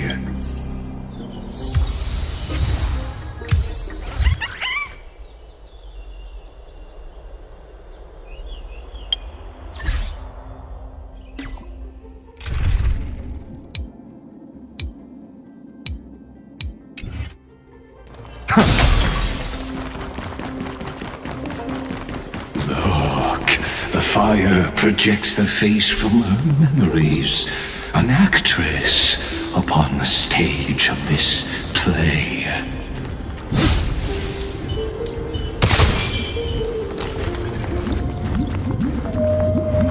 The dark tides flood the sea, and our kingdom teeters on the edge. Fear not. Our queen has gone to the borderlands. She'll quell this calamity herself. This is the scene when the Chrysos heir of Ocean was born. She was once of a Titankin race named Sea Sirens. At that time, Kozlana had suppressed the Black Tide's rise, but he was unable to remove Viantum from its roots. The Black Tide still roiled in the depths of the world. And the kingdom of Sea Sirens was the first to face the destruction head-on. Listen, I heard Electra's voice. She's calling to us. Let's go. Her voice carries the queen's command. To keep the Black Tide from threatening the ocean, the queen gave her all. Body and soul. Born of the Queen's chalice, she bore the deep... My sisters! You're finally here! Of course, Electra. Your beautiful melody drew us here. Her true name is Electra. This is a reflection of her former self, clinging to the past with aching defiance. The Queen summons us. She must be near exhaustion. The Black Tide will soon enter our borders. Then what do we do? Will our seas fall to darkness and terror as well? Don't worry. We shall lift the chalice in her stead to catch the Black Tide, and stand together to safeguard our realm and its people. Such tiny Titankins, thinking they can stop the tide of truth. How naive. And that naivete is the root of all suffering.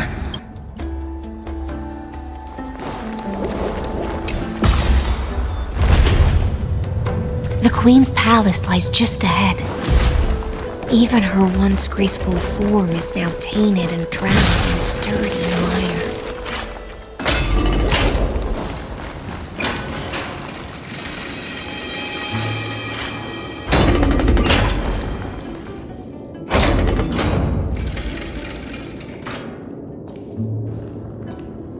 Oh, Fagusa, our noble queen!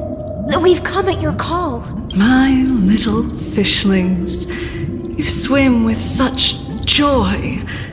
It pains me to speak of the kingdom's sorrow. I once believed I could drink the black tide dry, but even the deepest chalice must one day overflow, and I can hold no more of this filth. Mother, worry not.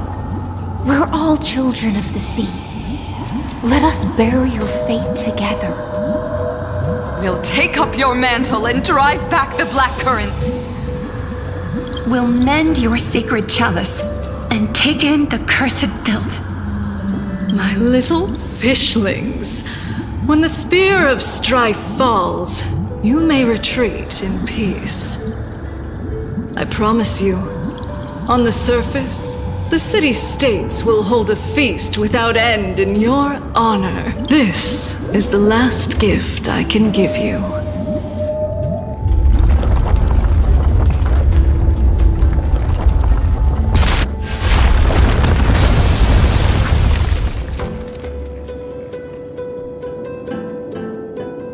Fagusa sank into the abyss. With the chalice shattered, their intoxication spilled into the black tide, birthing the first madness in Amphorius. Sea sirens followed one after another, hunting for the Titan's fragments, until their flesh decayed and their bones crumbled, all for the promised final feast. Keep watching, but tread carefully, for the stage ahead is crumbling with age. Just clinging to the past only blocks the road forward. Why not let time build a bridge to the future?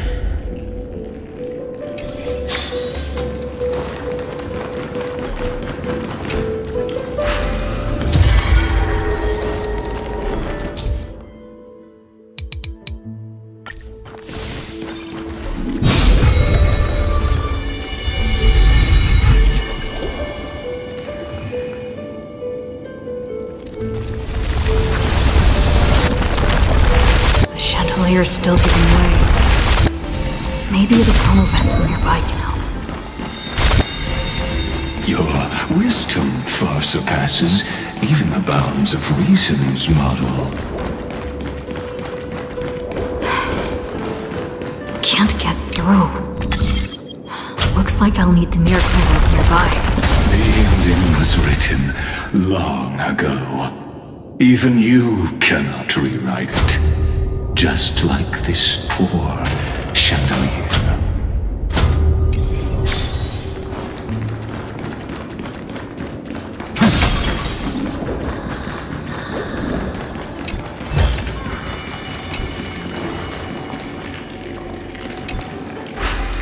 Electra! The fiends have gnawed my tail. I can no longer swim to the far seas. Electra! The black sludge has soaked my fins! I can't dance with you anymore! Sisters, don't give up.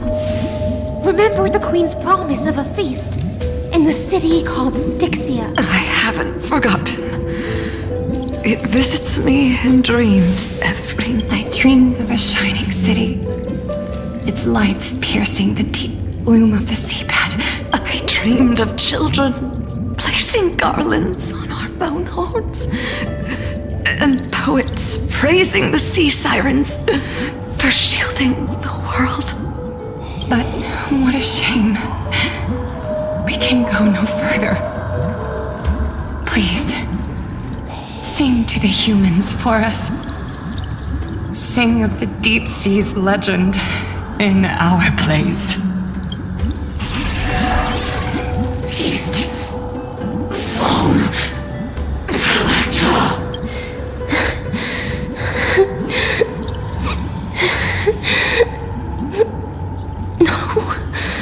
The sea sirens were tainted by the destruction. Their flesh rotted away. They became the black tide creatures of this cycle.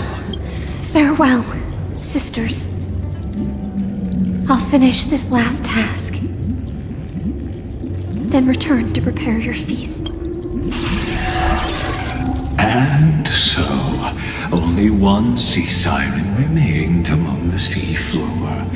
High Sealens, swimming alone through the seas, burying her kin, and searching for the fragments of the chalice of plenty, though most of that journey was in vain.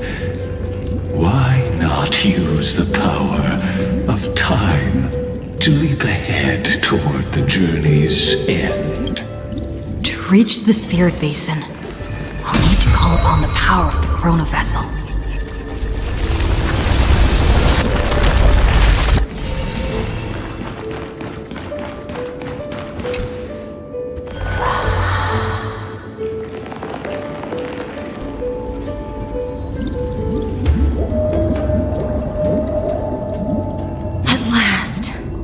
The Chalice of Plenty is whole again. The Lance of Fury emerges from the River of Souls, and the gods reclaim their duty to hold back the Black Tide. I am freed from endless toil. I bore my sister's dreams upon my back, took on a graceful human form, and hoped to find a grand celebration on the shore. My fins became legs. My scales became skin, and the sea foam on my body became a shimmering gown. But when I stepped onto land, there were no festivals with honey brew, nor poets plucking harps. Only silent death, drifting gently along the River of Souls. When she fulfilled her wish, she only found Styxia to have already repeated the mistakes of previous cycles and was swallowed by death. Hopes and promises are nothing but the foam of dreams. I am a sea siren, a vessel born to contain the tides. Now that my task is done, and the promise is broken, how am I to go on in a world drowned in shadow? Fagusa, my noble queen. She evaded my questions with drunken stupor. She told me a grand feast awaited me in the surface world. So I wandered lost, groping through the dark. The feast she spoke of. Where is it? Lonely Blade, I shall grant you everything you seek.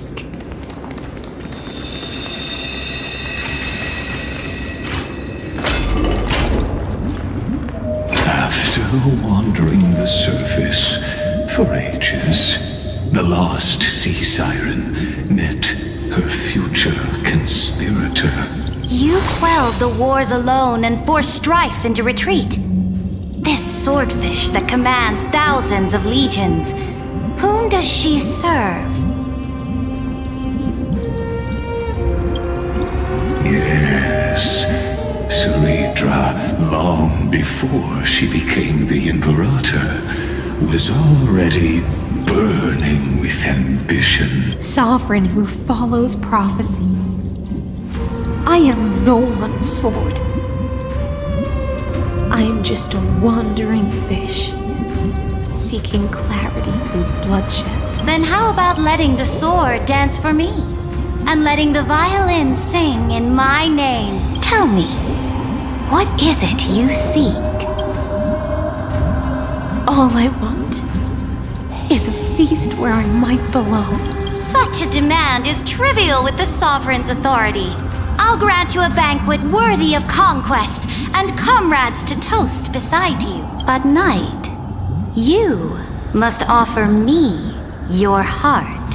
My heart? Yes, a loyal heart that will generate no betrayal. You were deceived by gods and drowned in the ocean's darkness.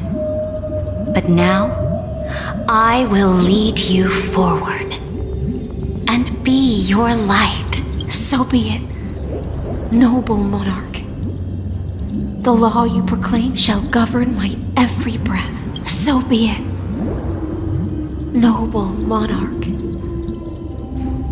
I am simply becoming someone else's vessel once again, and accepting a duty given to me. And thus, in her hollow drift, she finally found a new purpose, like sunlight piercing the deepest trench.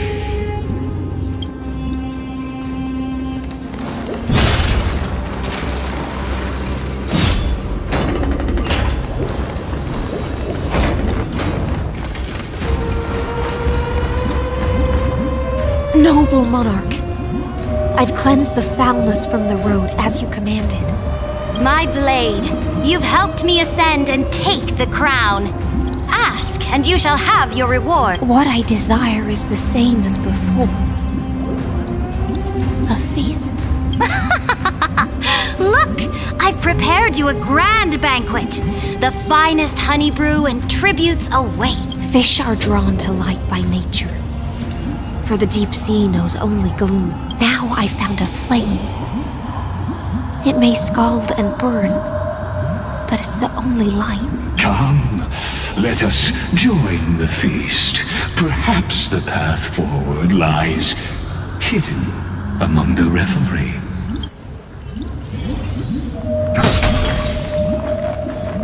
Have you heard that the Imperator's about to begin a new campaign? My faithful subjects, tonight's feast is not just for the past. It's a toast to the future! Born from our golden blood is an unstoppable colossus. Our iron beast to trample the universe! Great monarch, I've heard the universe teems with great threats. Can we truly remain invincible? Fear not. Before the troops of the destruction, such rabble is no more than cosmic dust. Surely there's a planet draped in oceans out there in the stars. Once I claim it, it shall be yours to rule. And to the rest, your triumphs will not go unrewarded. I promise you a new age, free of fear. Now, raise your cups to our conquest among the Sea of Stars! Sea of Stars!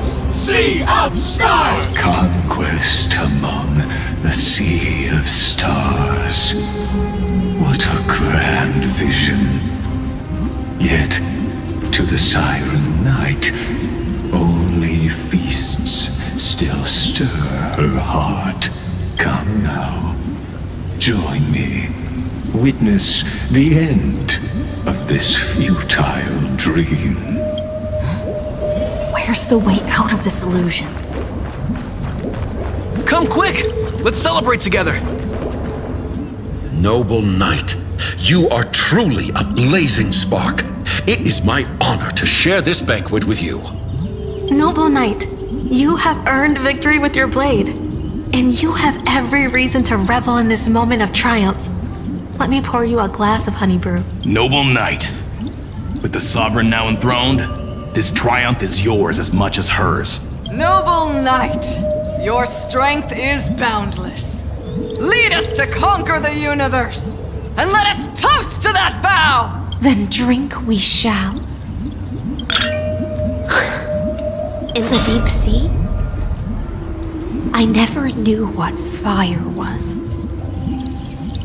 But when I set foot on land, the first light that I saw was the flames of war, lit with golden blood. It scorched my fins, made me feel pain, and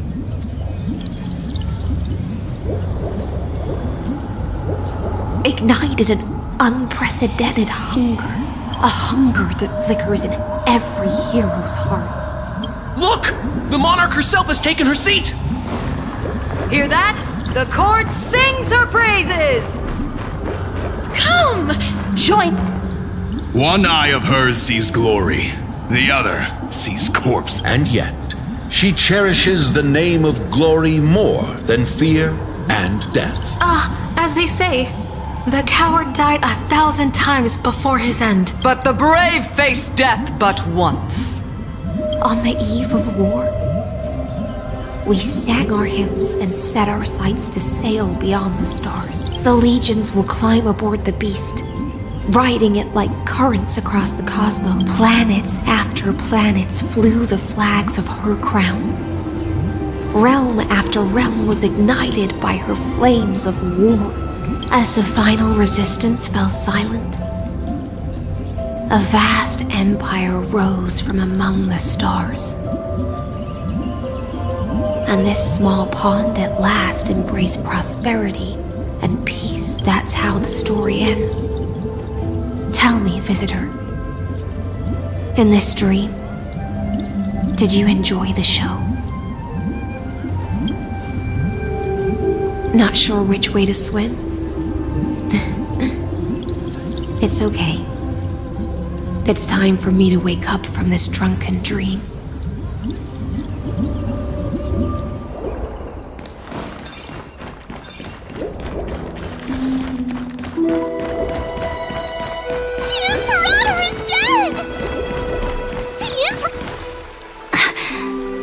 People once cheered for my ascension. And now they cheer for my fall. The cosmos. The battlefield that I cannot reach.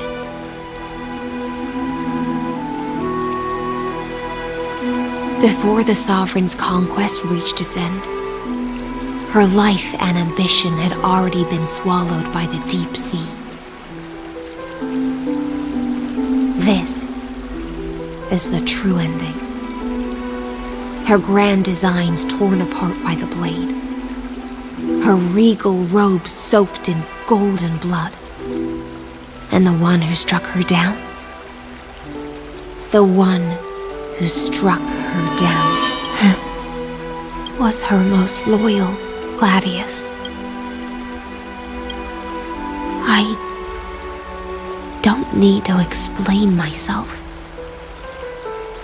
A fish in a pond has no hope against the surge of fate. I wandered the shore, found a flicker of flame, only to snuff it out with my own hand. I don't understand. If the ocean's feast, the Imperator's dream, and even Amphorius's existence are all illusions, then what's the point of our journey? When the Deliverer returns, I will let this absurd celebration come to an end. But Greyfry, I can't help but wonder how I dearly wish this feast of the flame chase would never end. It seems she sensed your presence. The Fantasia's foundation is starting to crack. Let's return to the prologue. Remember the allegory of the cave? Can the prisoners in the cave learn to see the shadows and echoes for what they are and stop mistaking them for reality? As you've seen when she cast off her chains, finally turned to look around and moved her legs. Her reward was nothing but searing pain. The light will blind her, for the fire behind her had never once actually touched her eyes.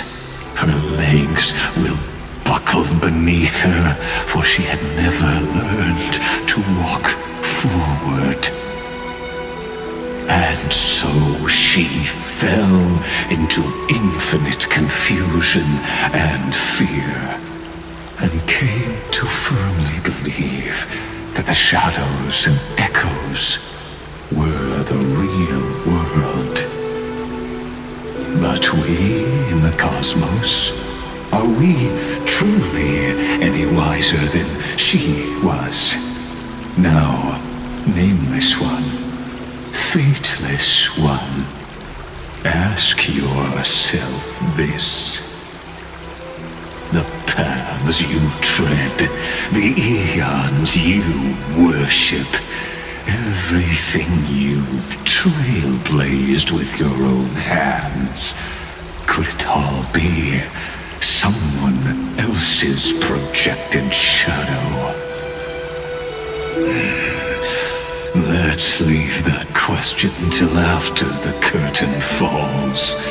Once you've unearthed every last truth and reached the prison built for me by the demigods, I'll speak with you face to face. I, the Theoros, have walked the 30 million histories born by Kozlana. 1,000 years is a mere atom in a grain of sand to me. Amphorius, compared to the cosmos, is but that grain upon a whole beach.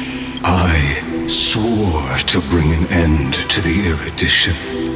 Would I really let a single grain grind down my mind? Now, please use the power of time to open the gate to the ocean's depths.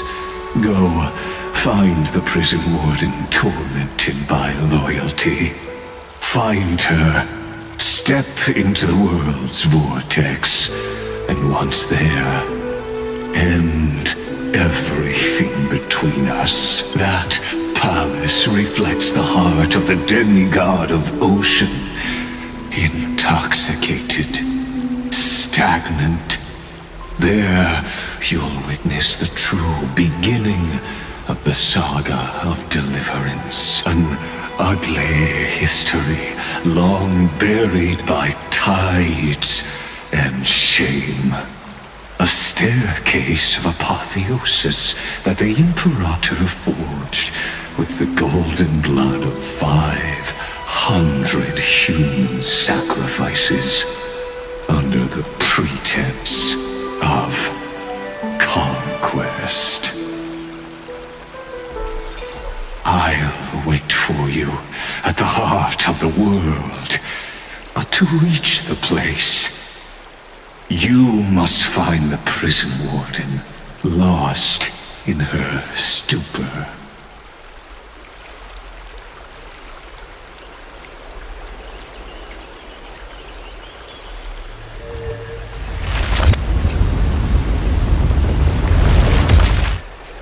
Beyond this door lies the path to the vortex of Genesis.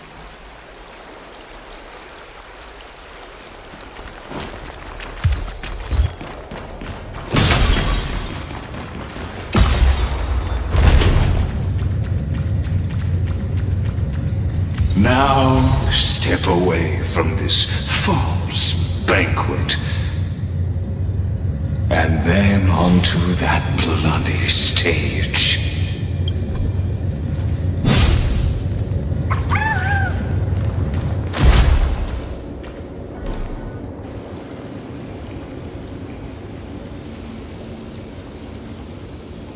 The palace that worshipped the ocean, the sanctuary connected to the vortex, was also once the battlefield of the first flame chase.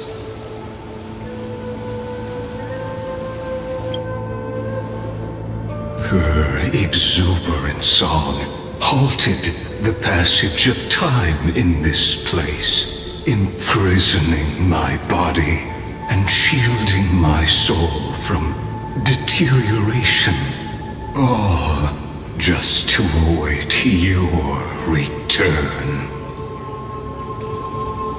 The twisted time and space reflect her confusion.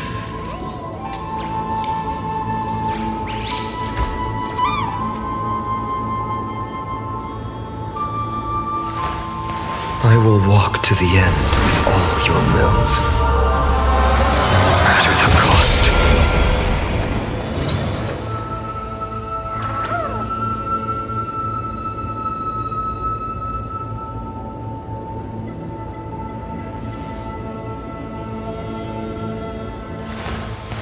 I will walk to the end with all your wills, no matter the cost.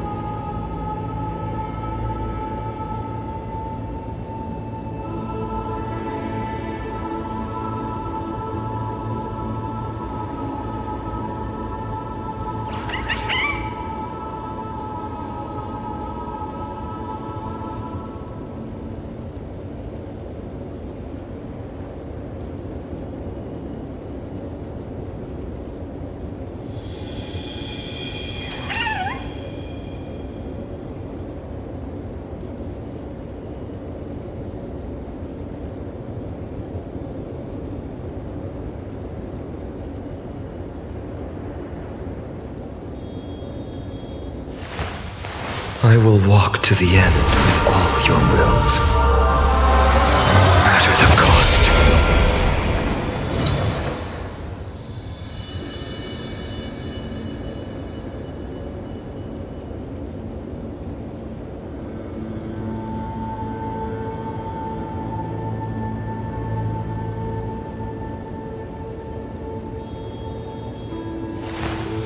I will walk to the end with all your wills, no matter the cost.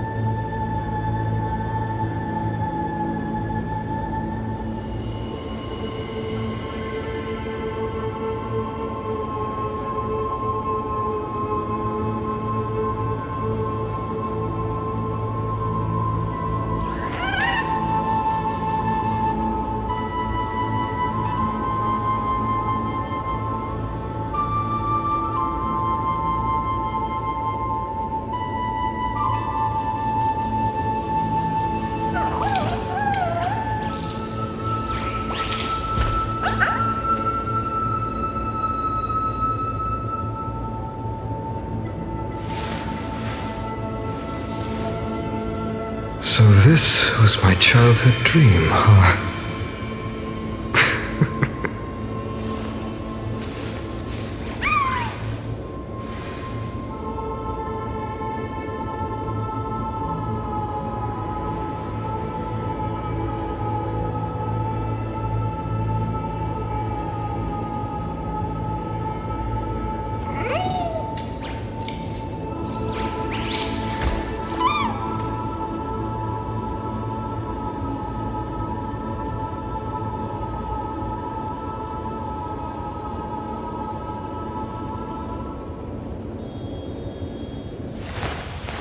I will walk to the end with all your wills, no matter the cost.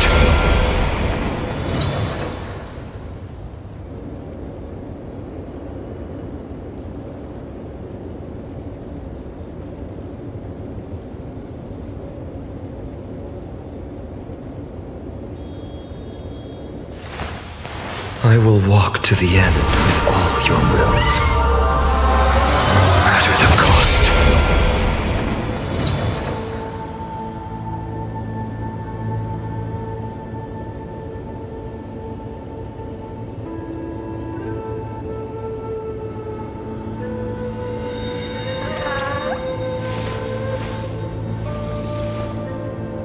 My childhood musings, huh? So naive.